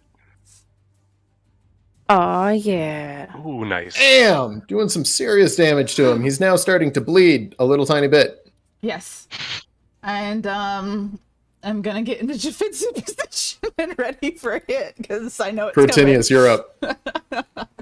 Yep. I suppose there's not much else to do. I'm going to run over here, so I'm in front of him. And swing my quarterstaff. Oh, I have advantage with this. Hang on. Go away, die. Sit down. Okay. Advantage because I'm flanking him. Haha. You. Kill Go ahead him. and roll damage. Minimum damage. Yeah. And then I am going to patient defense and just Okay. stare at him like horns down, holding my quarterstaff. With that, Kratos makes a chain sword attack against both of you. Nala, it hits you. Cortinius, it misses. Can I activate Nala. repost in reaction to him missing? Well, no, sorry, that's a melee attack. Never mind. Yep, and it didn't miss you. No. And suddenly there is a quick slash, and suddenly the distance between your eyes begins to increase. Rude. And suddenly everything goes back black. Rude. Rude. Kratos then uses his bonus action to unarmed strike you, He's disadvantaged Cortinius. because I'm dodging. Yes, he is. And you swung his sword, not his unarmed strike. Yeah, I didn't properly program the attack. He still misses. Bruno, you're up. All right. As Cortinius is now melee with an almost 9-foot broad-chested warrior covered in the blood of two of your friends. I wish I could do more, but I'm just going to survive as long as I can. Uno's going to step down just right here because he can't make it there, and he's just going to ready an arrow for as soon as Kratos steps within range. Okay, Cortinius, you're up. Ooh. Okay. I'm also trying to survive as long as I can. I'm going to use an action to spend a wild shape to my halo of spores. I use symbiotic entities, so it just kind of becomes a bit more powerful, and I get an extra d6 necrotic when I hit with a melee weapon. Got it. And then I am going to use my last key point to patient defense. Okay. Kratos getting a little annoyed with... Oops, that's disadvantage. Which that misses. He's going to make a Oh. second attack with disadvantage. He takes the necrotic because he started next Yep. to me. He takes it I twice. gotcha. Makes his second attack. Oh, that was a nat 20, but he still hits. That's okay. I'm gonna die. Whoops. That's the damage as suddenly he just cuts you and you feel your stomach and intestines start falling out. You try to collect them for a second, but you're losing too much blood. It won't be long now as things start to fade. He then closes distance with poor Uno, who is now all alone. Yeah. He is not able to hit you, but he is in range. All right. Considering he's point blank, Uno's going to draw his hand axe and take a whack at him. As you swing your hand axe, you fall halfway to the ground, exposing your back to him. Oh no, don't do that. I was the last one standing, the toughest of us all. There's a heavy chunking sound, God. followed by a second chunking sound, because I'm not just going to quite fast dead forward yet. this one. Ugh.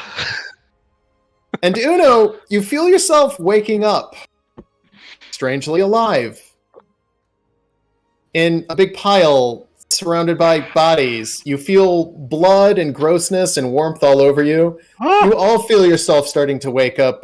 Dove? Oh God, there's something in your mouth. It's sharp. It's somebody's toe.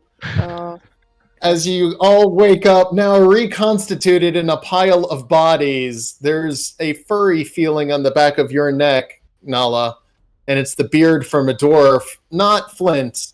One of the other dwarves who seems to have been slain in battle. Nope, both of them. They were slain in battle too.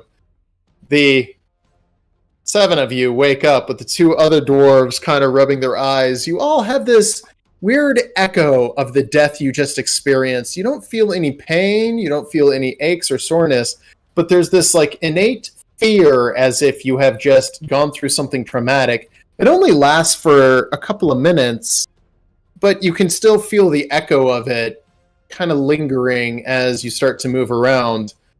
Unfortunately, Dove, as you start to talk, you feel your breath is cut off slightly as there's a collar around your neck, slightly cutting off your ability to speak clearly. Though you can, it's just a reminder that you are no longer a person, you are a servant.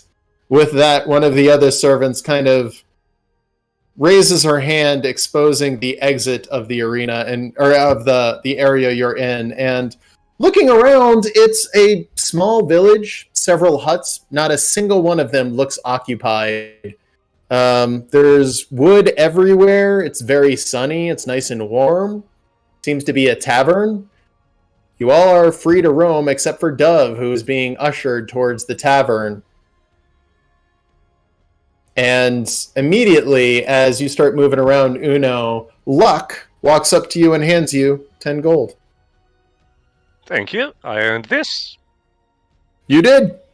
Didn't think you had it in you, little man. Most people would have caved. I'm not most people. Clearly not. Well, you all are free to roam what's left of the Warriors' Playground. Enjoy yourselves for the day. If you want to fight, we'll be doing more in the afternoon.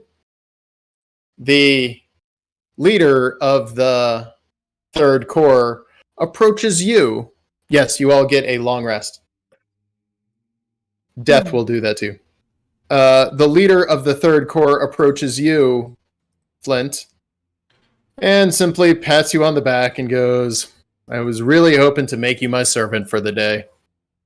Well, I gotta say, you manned up. Guess you're not completely beardless. Going back to reality, you guys have your fun here.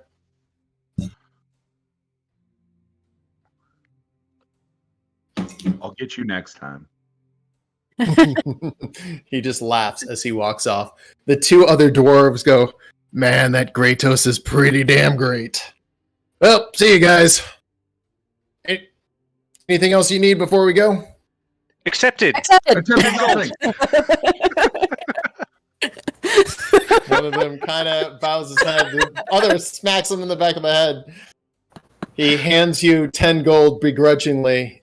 You guys be careful here. Don't stay too long. That's how you end up with one of those collars permanently. And he winks at you, Dove, as they proceed to walk off. Told you I was going to make money here. All right. So, You guys are Warriors Playground. Is there anything you guys would like to do? I mean, he mentioned a tavern. There's Yeah. Inside the tavern is Dove serving drinks to Luck and Kratos, who there is 2 other servants there. The servant who originally that you saw, that's the only person you're not seeing, totaling maybe 5 people in Warriors Playground outside of your party. Flint, I just want to say, I feel like you kind of got a raw deal there. Didn't have much of a fair shake. You know, he seemed to be using his abilities, and you didn't really get to use yours. So, you know, I think you'd take him on like any given other day in the real world, and we'd be there to back you up. You're being very Kratos slaps kind. his big hand on the little one being Uno. Goes, well played, little man. I didn't think you had it in you. I figured when Luck offered you a way out, you would have said, accepted, I coward, boo-hoo-hoo. But you played through to the end. Good job. Really good job. And he keeps patting you on the back. And he Thank didn't you. get a raw deal. He could have been fighting me. Could have turned him into a servant pretty easily. You know, it's fine. I do want you to remember that I drew first blood. So, And last, you sure did. yeah, you know, it's like first is best and last is worst. So, Last Don't is worry about best too. Meant you lasted the longest. But even still, little antlered creature over there. Not too many people are brave enough to go toe to toe with me. I can't really throw anything, or like I don't have a bow, so it's kind of my only option. Yeah, I can see that. Well, it could be worse. You could be getting me another beer as he looks at you, Dove.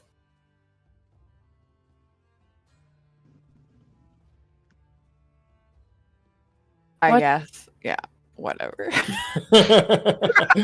Nala's gonna just sit down, and when Dove is free, just kind of be like, "Do you mind?" Like, just kind of motion, "Do you mind?" I'd really. She doesn't actually ask for it. She just kind of like holds out her hand, hoping that Dove would be really sweet and hand her one without her. Oh, being like, deadpan, absolutely not. Just, And she's just gonna sigh and then say beer, and see what happens because she's just imitating Kratos. now, All the 'cause she wants a servants drink. look at Dove. After she says beer, do you give it to her? yeah. Okay. In her face. didn't say how. Yes, yes, Dove. You As weren't you- very specific there, Nala. She didn't specify. She got some beer. As you Come throw the on. beer in her face, everyone just busts up laughing. And Luck goes, are you going to take that from her? Accepted. Yes. Accepted, yes. First time. And Luck pulls out the 10 gold and watches Nala's response. Oh. Oh man. Oh. Kratos goes, you shouldn't take that from a servant.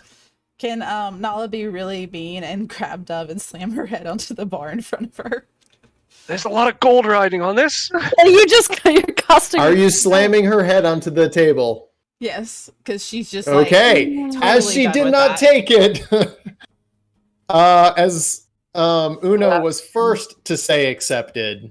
Well, yeah, considering everybody He says expects 10 accepted gold before from you, I can Uno. accept anything. Dove, you take 2 damage. Nala, that was not very nice of you.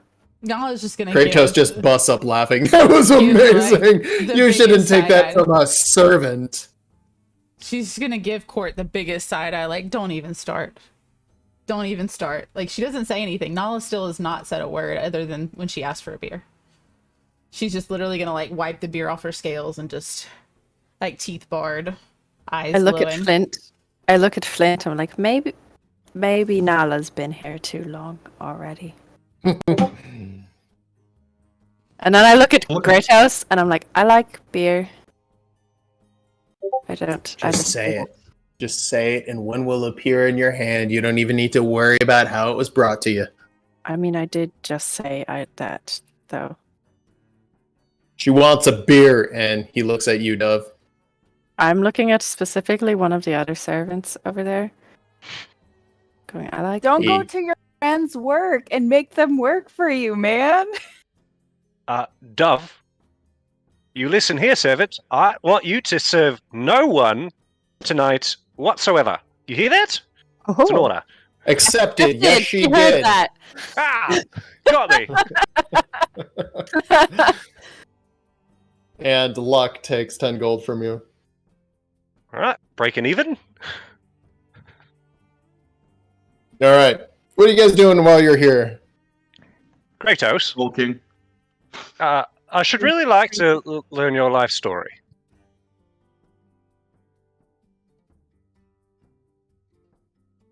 My life story? Accepted. Yes, that's what he said. He shakes his head. Nobody's ever asked me that before. Well, I guess it started a long time ago. I've been here on and off now for 1,500 years or so. In any case, I trained here for a long time for what was going to be the Great Revolution led by Tempest, the war god. Well, the revolution came and it went as quickly as it started. We trained for so long, and then when the revolution finally happened, the mortal world was just too much for most of us warriors. A team of really advanced warriors is really no match for some of the things that we had, and I mean, well, not only that, but Tempest really met his match. His apprentice really rose up against and led the fight against us. A lot of good warriors died, and when you die in the material world, you don't come back. But yeah, we after we lost the great battle against them being, well, I'm sure you know, we decided to just come back here, Luck and I, and just live it out. After a while, the people running whatever this is, they bring people in, we have a little fun, we do some fight, we fight some new people and make some warriors out of you, and we just have a good time. Fortunately, things have been falling apart now for the last couple of years, so we're just going to live it up here until we have to do something else. Better to be immortal here than just another warrior in another realm, right? Accepted. No. What do you think, Luck? Luck goes, I disagree. He holds out 10 gold.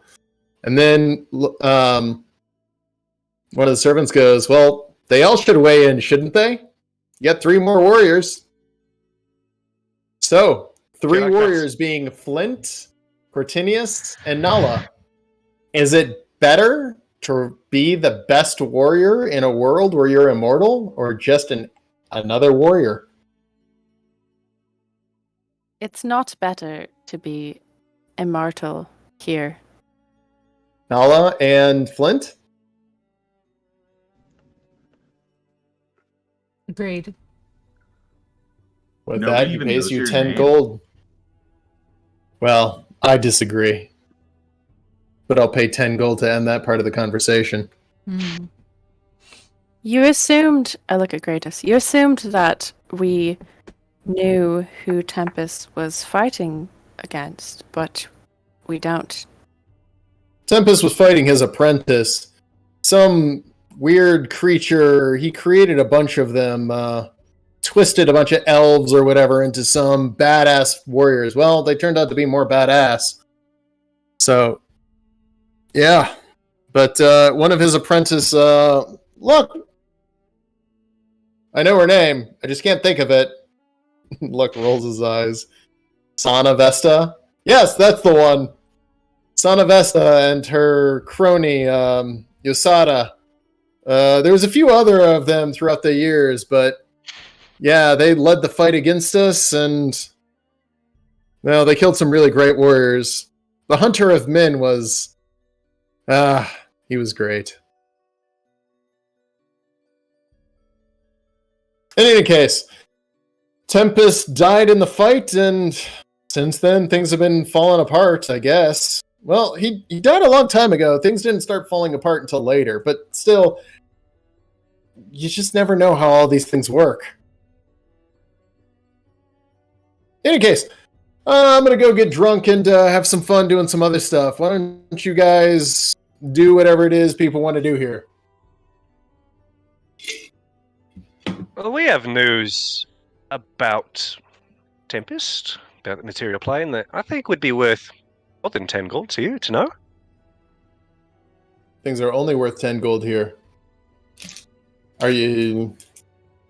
Go ahead and tell me the news. Well, I just think you could probably ask me a series of questions to which I could answer yes, maybe like 10 times or something, and then we could tell you what's what. Luck looks at Kratos. That's an interesting proposition. Luck goes, is Tempest still alive? Accepted, yes. He reaches out his hand to pay you, and he drops the gold higher than usual, and it lands in your hand.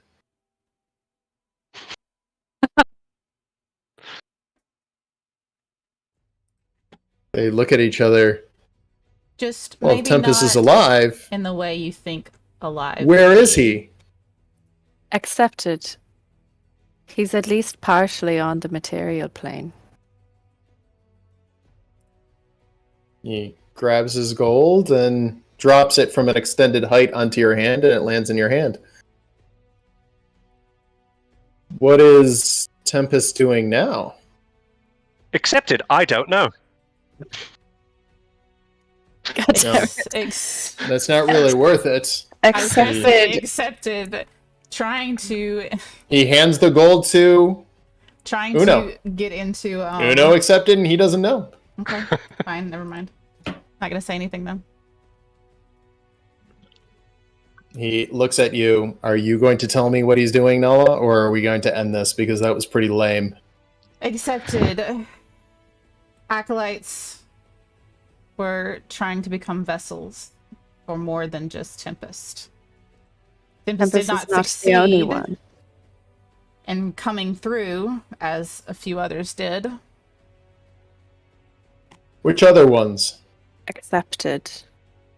The goddess of joy and life, they said, were the two that managed to get their vessels through. As he hands you the gold, Cortinius, he drops the gold and it passes right through your hand and reappears in his. Interesting. He puts the gold away.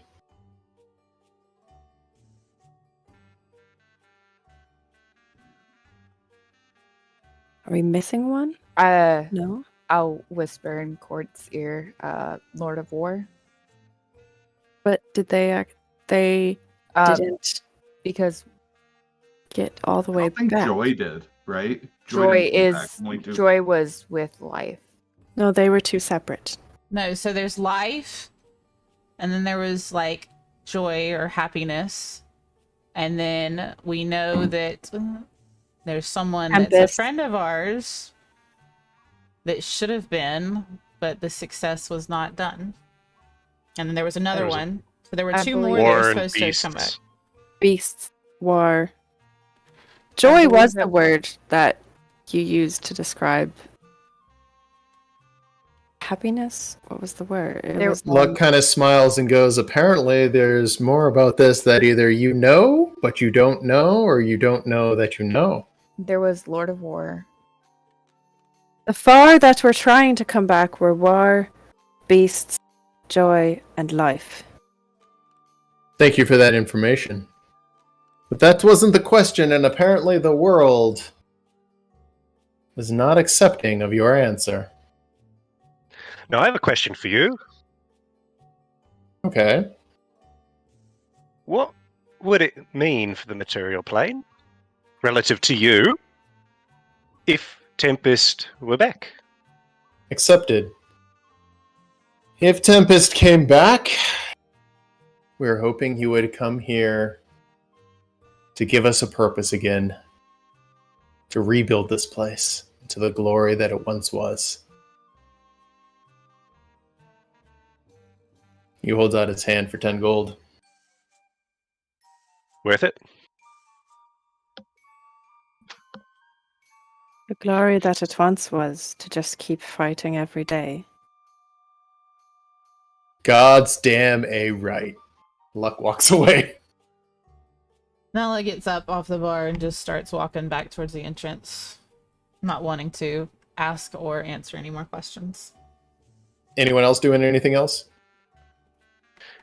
Oh, Nala. We need to figure out the whole Dove situation. Love, you're a servant here. You need to do what people who are warriors tell you. So I'm telling you to come and leave with us. Goes over to you. It's okay. Servants can leave now. We're not trying to keep her here. This has become more of just a fun game for you in the material realm. It's just fun, so you can go back and tell all your friends who was a warrior and who was a servant. Oh, it really It's is sad like that our life has become relegated to a sideshow, but better than dying. Maybe. Dove, I think you should keep the collar. It looks really nice. Shove Uno if I can. I recognize that as affection, cloaked in aggression.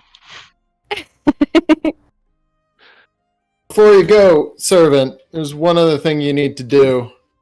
We're having some problems over in the western area. Can you just go and help these other two? They got to fix a few things, so go, please. And as you and the two other servants go, you see that third one who was escorting you guys into the arena, and there's a wooden fence basically with boards falling down, and they're reapplying them and nailing them back up as part of reality has started to fracture and rip down part of the fence. They're just replacing these boards and nailing them up. There's one solitary white sign about 10-15 feet back. Give me a perception check, Dove.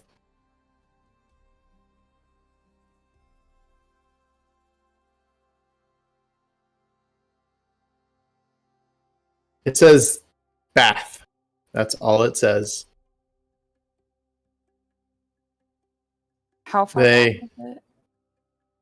The boards you're putting up are about 15 feet from the sign. And the signs beyond them. Yeah.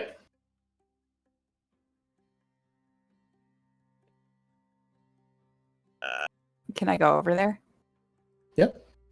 I'll go over there. You go, and the two servants look at each other. The third one gets a little bit worried. You walk beyond the sign, and there's just a dock. The dock just goes out into the middle of what looks like a lake, and there's a single solitary chain, and it's wrapped around, looks like an anchor tied to the dock. It looks like there used to be more of them based off the fact that there's wear and tear in many different metallic rings.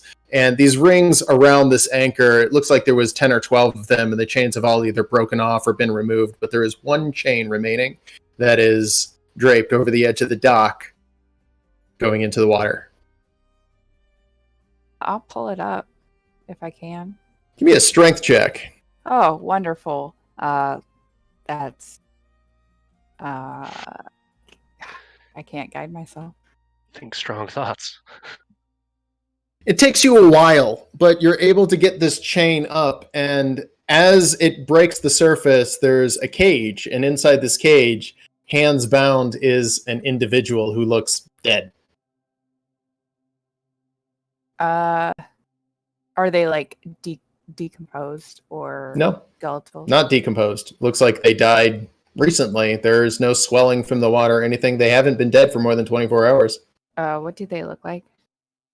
Just It's a very thin-looking man. A race that you've never really seen before. It looks unremarkable in every way.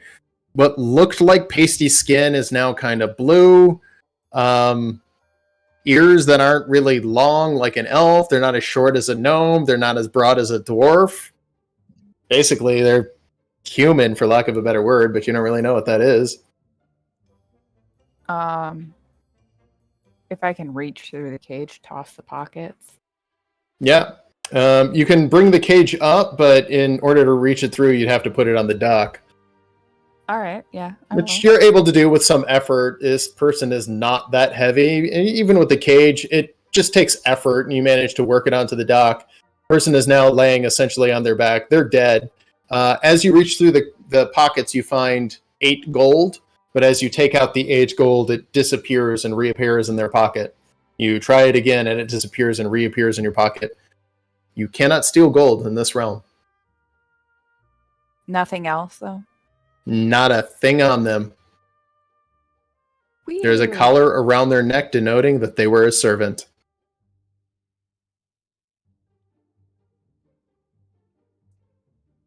Weird. All right. I'll leave. Go back. Finish Okay. up the boards.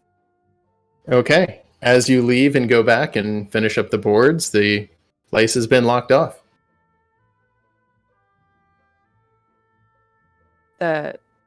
What has been locked off? You finished okay. nailing off the boards, and so there is no way to get to the docks anymore. Okay. The bathhouse is essentially, or the bath is essentially closed.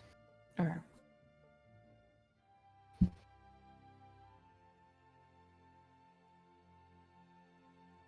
Doing anything else? No. Okay.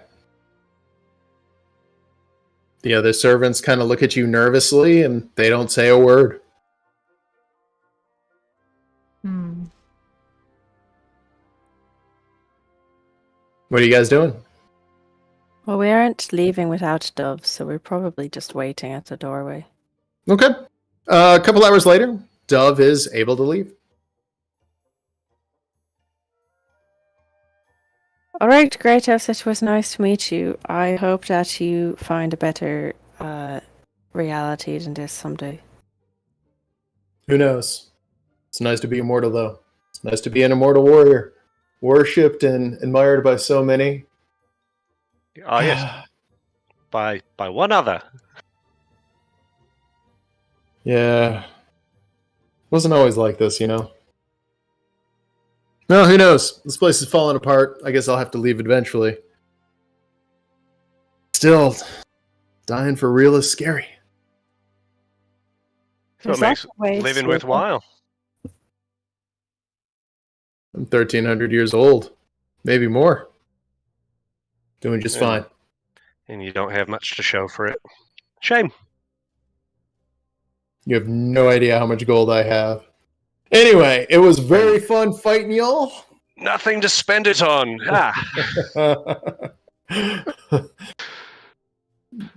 Very fun right. fighting y'all. Enjoy the rest of your time. Good luck out there. Stay safe. Hmm. That's the plan. Bye. All right. You guys now return to the mortal realm. You're Yes. back in the small, unassuming dungeon. It's dark in there, but not completely pitch black. Finding your way out would be pretty easy. Kind of turned to Uno. I actually came back with more than I went in with. I broke exactly even. Now that we're out here, Dove. What happened? What did they have you do? It wasn't demeaning, was it? Yeah, it was. I will look at Flint. Hey, Flint, if you ever drag me through shit like that again, I will kill you in your sleep. I don't think that was my fault. but- Oh, You were the one that made us have to go there because you made a challenge. Oh, would we have not gone there anyway? Yeah, fair We point. have not done that. I You feel might like That's I fine. feel like we were definitely going to do that. That's fine. But what did they make you do before you were able to leave, Dove? to nail some boards up on some like dock thing. There's water in that place. That's interesting. It was Yeah. so sandy. It's like dead bodies in cages, Didn't. stuff like that.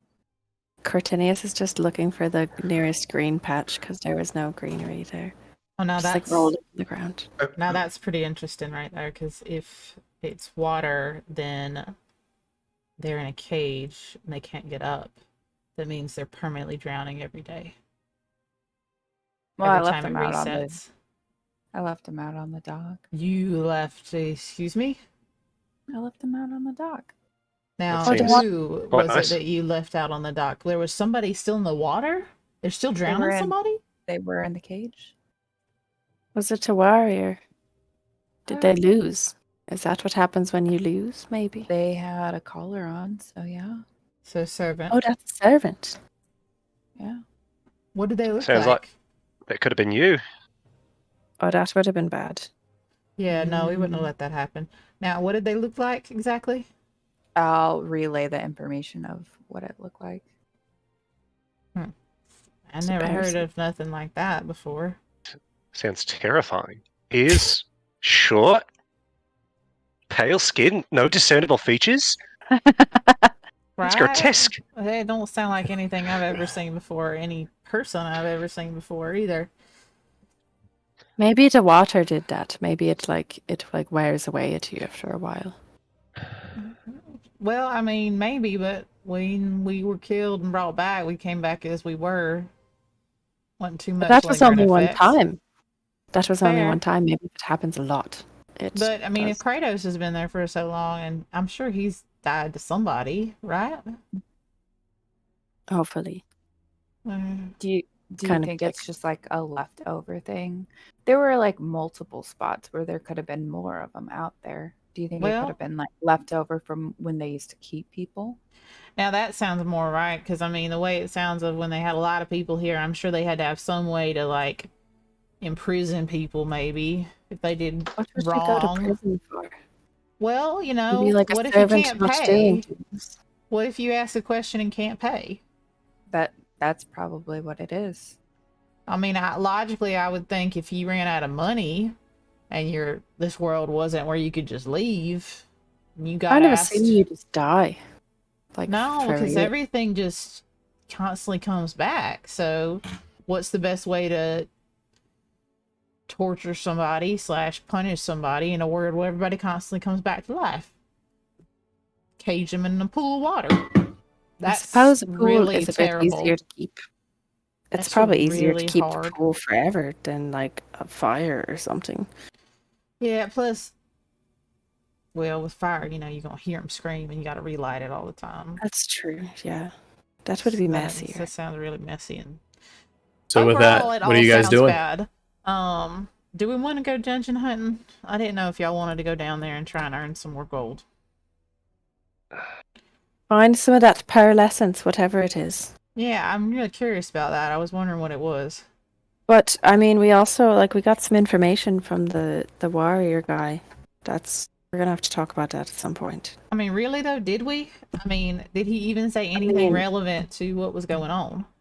Because as far He as I d- can he tell, kind of- he just told us what it was like before, and we know But- Tempest hasn't come back to the plane yet. So But he did see. But the questions that we answered and what we got money for kind of points some things out. So I told him Tempest was at least partially back, and I got money for that. So that's true. And then when he asked who else came back, and we tried to answer, we didn't get money for that. So there's others, maybe, or maybe we were or wrong. maybe about who it is. we mislabeled who came back. I don't know. Overall, it's just a conundrum. I don't feel like we've There's- gotten really much answers at all about the whole thing in the first place. I didn't say we got. to I am answer. concerned Loaded we're up gonna have to information. fight him. Who? Kratos. I mean, if he worshipped Tempest and he's back. Well, it didn't sound like he worshipped Tempest. He sounded like he worshipped being immortal.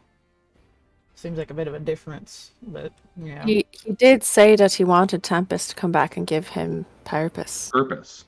Hmm. That Yeah, could but be it a sounds problem. like he's too much of a coward to leave and actually make it happen. I think You know. for now, there's not a whole lot we can do. Are we still heading into the mountains? Dungeon? Or we go? You mean going up to Oh, the Dwarven dungeon, yes, Mountains? of course.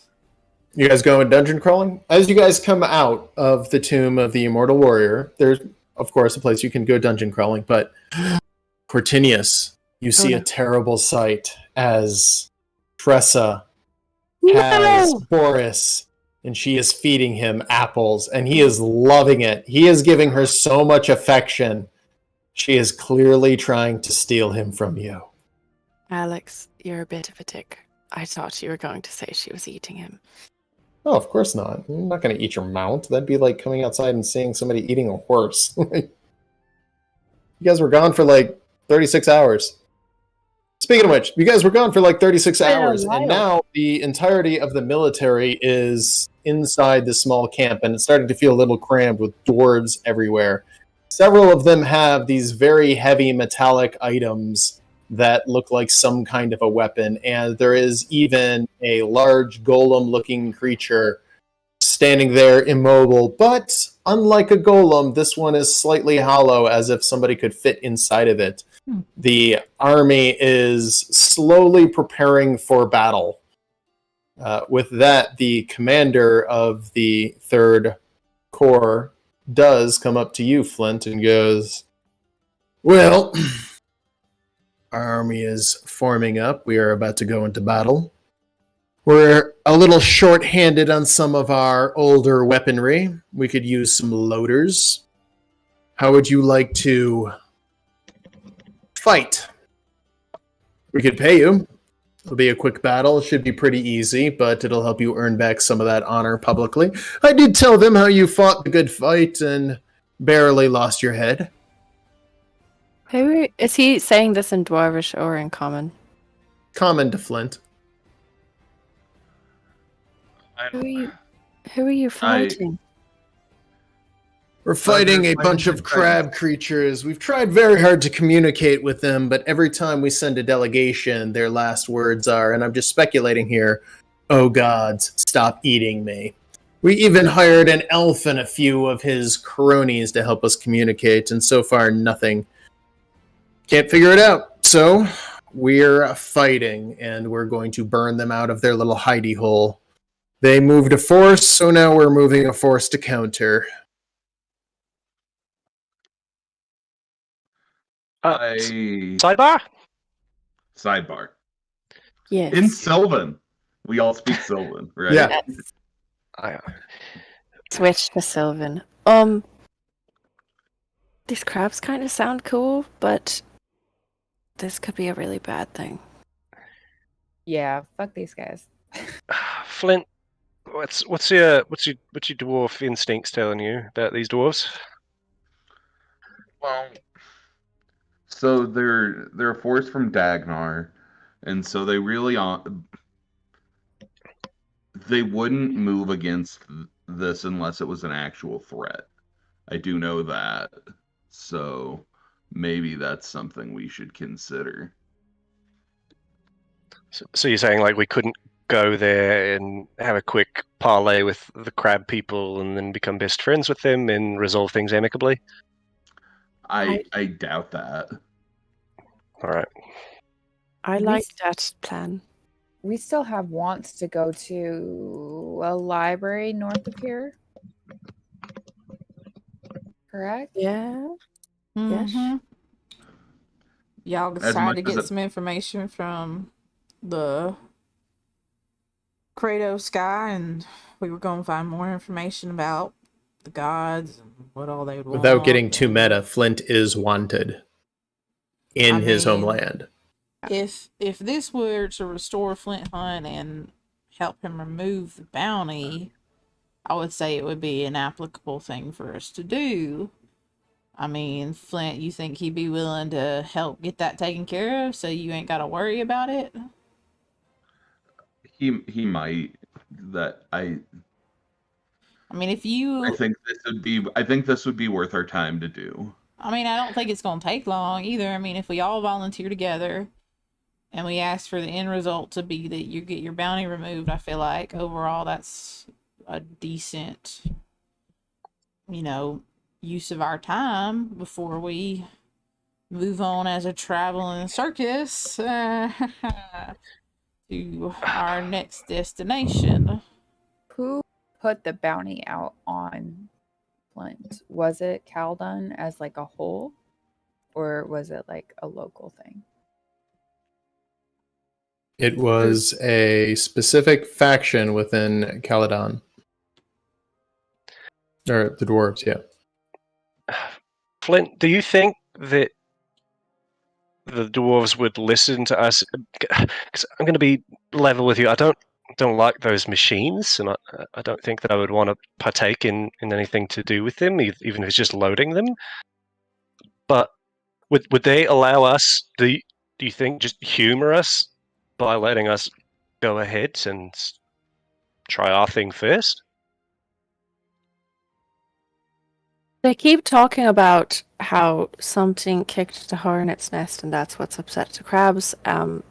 Maybe if we knew what the problem was, we could help the crabs just go back and we wouldn't have to help them fight the crabs.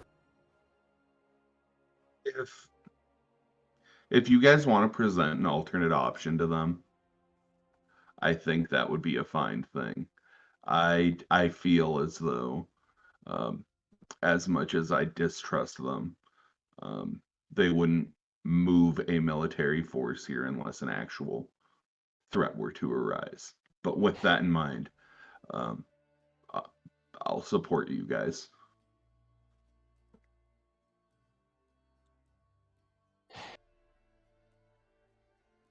I think it should come from you.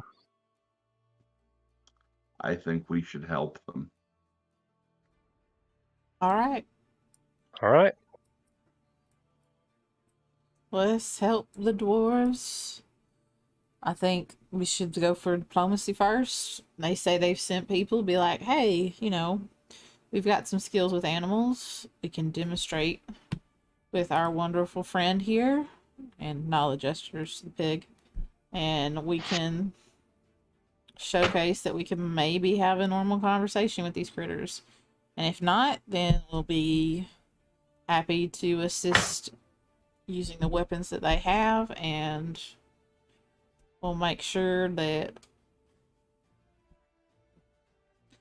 Are you telling this to the party or to the... I'm talking to the party. In return, that Flint is assisted in the removal of the bounty. I mean, I feel like that's a fair trade. Okay, if diplomacy doesn't work, I'm willing to help them fight, but I'm not going to use their weapons. That's fine. I don't expect you to use the weapons. I think they only need us to haul stuff, if anything. And I mean, I'll use the weapons if I have to. At least one of us will. That should be good enough. Flint? Yeah, I'll help. I'll use their... I'll use it. Flint's just becoming increasingly more defeated. Like, this day is just rough. Mm-hmm. Could have been worse. Could have been a servant. All right, so what are you telling the leader of the Third Corps? Nala's going to switch to common, and she goes, listen, sir, we have a couple of ideas. If you know, as a traveling circus, we do have experience with talking with different creatures and animals. We would like to try for diplomacy first. I know you already said you had one group do it. If you would let us have a chance to do that. We've sent 2 groups. Both have been killed. So here's the thing. I'm fine with you getting yourself killed. I don't care. But you don't win medals for diplomacy. So we're here. We have superior firepower. This is happening. And these creatures have killed 2 delegations, one of which was Elvin being a third party. We even tried to do it right. All right. Well, then... You might not win medals, but you at least can stop wars. Give us a chance to do it our way. This war is good for everybody. These creatures represent a significant threat to everything in the region. Even the lizards hate them. This is good for everyone in the realm. These creatures are dangerous. They're violent. They eat people. Either way... Do you know what spooked them? You said that they've popped up. Do you know what happened? Yeah. We Dwarven delegation did start pushing into their territory. We sent out a delegation after we realized that they were there. We didn't know. And that delegation, of course, was eaten. So then we sent in another delegation. They were attacked, escaped. A third delegation, this is the one headed by an elf. They were killed and eaten. Only one came back alive, and he was horribly injured. Said the same story every time. These things are relatively docile during the day. Nighttime happens, they get very violent. We have had no ability to communicate with them fully. We don't even know if they're capable. We doubt that they're capable of actual communication. They seem to be like ants, where they just move and eat and sleep. All right. And they seem to be mostly asleep during the day, but at night they get really violent. Fair So enough. we are moving against them during the day. Fair enough. We would assist. Excellent. Pay is simple. 25 gold a person for the battle. We don't want the gold. What's that? We would I mean- prefer a bounty be removed. Oh yes, the thin beard poster. No problem. I can get that dropped for you. It's so low, and the technocracy is funding all of our weapons. So a viable test of their weapons and shows their superior firepower.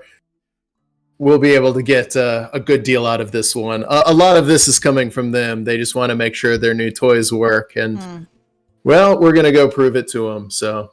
All right. Your job is simple. All you need to do is load the ballistas. We have shooters. They're going to do all the aiming. You guys will sit in the back. It'll be relatively safe. If you do end up in any direct combat, we have an extra squad to guard our artillery weapons. So just blow a whistle and somebody will come save you. We'll be all right. If you do manage to make any kills, they do have a pearlescent eye. Remove that. It is quite valuable. Good to know. Thank you. We will Well, assist, I suppose. when's this all going down? We're moving out right now. Are you guys ready? Oh, we could probably use like a day. Well, we'll be moving out right now. We hope to be there in the afternoon. If you guys want to sleep, you can lay down and rest, but you're going to miss the battle. Just Supposed to need be a good one. It'll be one for the ages. Yeah, we're just gonna pop over by the shop real quick. We'll be there.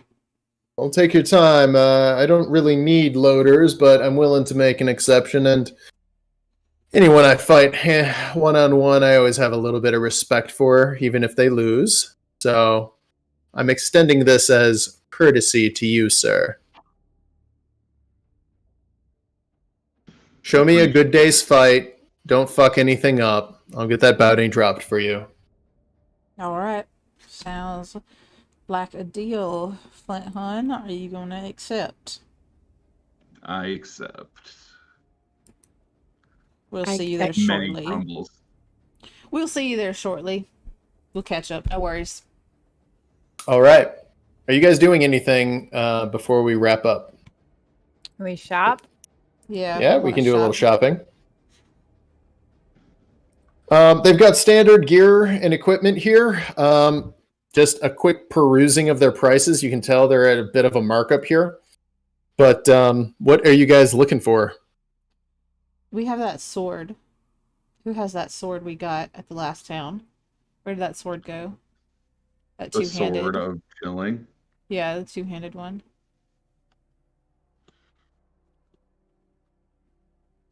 I have 3 long swords that we picked up Yeah, as well. I was as they just look at the trying to- long swords.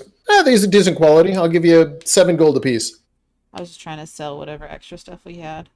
And I remember we had that sword, and I wasn't sure if anyone. Yeah, who's actually got wanted the to really use it. expensive sword? I'll sell those long swords and add the gold to the party loot. I guess Cool. I probably would have gotten it, but I didn't I wasn't have sure if one. I had it or Flint had it. I couldn't remember because you said you put it in somebody's inventory, but it's not in mine, Alex. And I Oh, thought it's you not? put it in neither mine or Flint's, but I don't see it. Thought I put it in yours, Nala. Okay. Okay. Uh, And nobody wants that? Nobody's Well- going to use the... I don't know who uses two-handed, and I was holding on to it because we'd basically gotten I mean, it from was the a blacksmith. longsword. Yeah, it was a long sword. It's not my thing. Longsword can be used one-handed. Yeah. Not exactly my kind of weapon. I'm looking for a grappling hook. Yeah, they do have grappling hooks there. 20 gold. Yep. How much are the Done. healing potions? Healing potions, they're 35 gold apiece Okay. for regular. They do have superior for 200 gold. Mm. I'm gonna pull out the longsword of frost and Yeah, as they take a look at it, they're like, wow, yeah, we would totally buy this. Give you 1,000 gold for it right now. Oh, wait, hold on a sec. Flint, a word with you. Sure. You know a lot about making stuff. Yeah. Is there a way that we could take whatever rune or magic is making this sword so awesome and transfer it to something else? I guess I could. Can I make an Arcana Yes, check? it is possible, yeah. We could do that. 'Cause, Yeah. like, I It is think a longsword imbued with a frost rune that could be removed carefully, could be damaged, but if you remove it correctly, you could imbue it into another item. And you, if you were at a forge, would have the ability to do that. I guess we could not sell it, and I could try working on whoever wants this. With Nala. Nala has experience crafting and experience with magic things as well. I mean, here's the question though: is it worth it to do that right now? When having some extra gold in our pockets would be appreciative, or do we not feel like that's worth it? Because I'll hold on to it if you feel like I it's mean- really think we should valuable. hold on to it. If it's really valuable, we can always sell it. So we'll buy for 1,100. The utility of the item, like 1,150. Can someone do an insight check real quick for me? Because I will absolutely, and I will guide myself as well. Thank you. And Nala kind of says this in Sylvan, like under her hand, like, can someone? Because she's trying. Oh no! Honest as fuck. This is a great deal. No, Dove's like totally like not really actually doing it. She's like, yeah, sure, whatever, Nala. Still remembering the whole Oh beard yeah, well, incident. considering Yeah, it yeah, threw a tear yeah, in yeah. my face, I was just asking the group. Don't be Yeah. mad, you crazy lady, for throwing alcohol at my face. I just wanted a drink. I don't. I was working. I don't think that we should sell it. I think that we know they hike up their prices here. They're probably not going to give us what it's worth. What is Yeah, I feel like if it's worth that much, we should wait. And what's Does it- gold? I mean, I don't so really Nala see. the literally point in it. just grabs the sword, throws down 35 gold, and demands a healing potion as the sword disappears into her inventory. He hands you a healing potion. And she just stomps out, like really wanting that extra gold, but just understanding that they're right.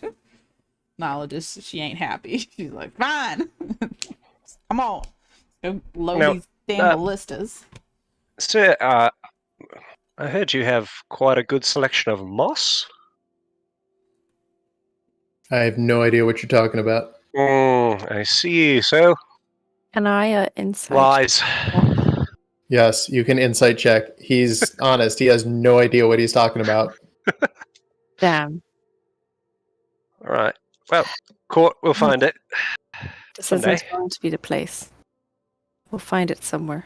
Do I even want to know what you two were talking about? Nala asking Sylvan. I thought you stormed out. No, I'm Hey. by the door. I ain't gone yet. I'm just away from the counter, stomped away from the counter. The dwarves promised that there would be moss. And I haven't seen a bit of it. Hold on. You know what? No. I'm good.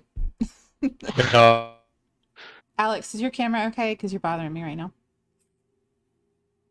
Waiting to go with the military now. Yes. Yes. All right. Is your As you camera guys start okay? moving up, a dwarf with one eye patched up comes up to you, kind of lipping, and goes, "Oh yeah, you're the loaders. My name is Droth. Droth Goodeye. I'm gonna be your shooter. All you gotta do, put the bolt in, wind. I'll do the rest." All right. Let's move on out. Got a long march ahead of us. Oh, y'all are good carrying these, right? They're a little heavy. And they start handing you ballistas and tripods. Your party now has 3 ballistas and 3 tripods. They're a 2-person loading system. You're welcome to employ Boris and Tressa, but everyone's carrying stuff. All right. So we're all loaded out, including Boris and Tressa. Wonderful. Glorious. All right. Just gets progressively more and more uncomfortable looking as we're going because he's being made to like carry war weapons. Yeah. Can Nala take Court's stuff and not overload herself, but like take it away so she just feels less uncomfortable? Yeah, you can give it to Boris. So Nala's gonna take that and actually put it on Boris and just pat Court on the shoulder, even though her arms are kind of full, and continue walking ahead.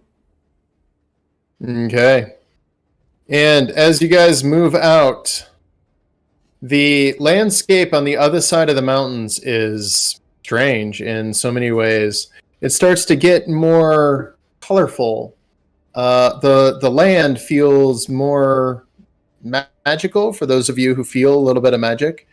And after moving out for considerable amount of time, there's a large, not quite clearing as it is sparsely vegetated. There's green and yellow trees. Then all of a sudden, partway through the line, there's like a wave of what looks like mud or muck, and everything in that wave starts to change to a bluish. And then beyond that is orange, then bright purples. The grass itself seems to sparkle and twinkle in some areas. This is a picture of it as the dwarven line begins to form up. Far beyond on the other side is a large area that it makes difficult to see what's over there. What's on the other side is some sort of a wall has been built. On the other side of that wall is some sort of movement. The objects moving over there seem almost reptilian or crustacean. They're moving slowly, but it's clear whatever over there is the enemy the dwarves are talking about. And as they begin to form up, Droth Goodeye escorts you guys over to the right flank and shows you where to begin setting up the ballistas as you guys are protecting the right flank. And this is where we're going to end, as next session we will start with a pitched battle with you guys being the artillery support. The ancient artillery support, as they do have modern weapons. All right. All right, we're going to go ahead and end things. Everybody say bye. Catch us next time. Bye, Don't forget to everyone. subscribe, Bye. like. Watch us compromise our morality. Yep. See you later. Morality's a crutch. Oh, y'all are terrible. Good heavens. Morality's a crutch. Flint was just so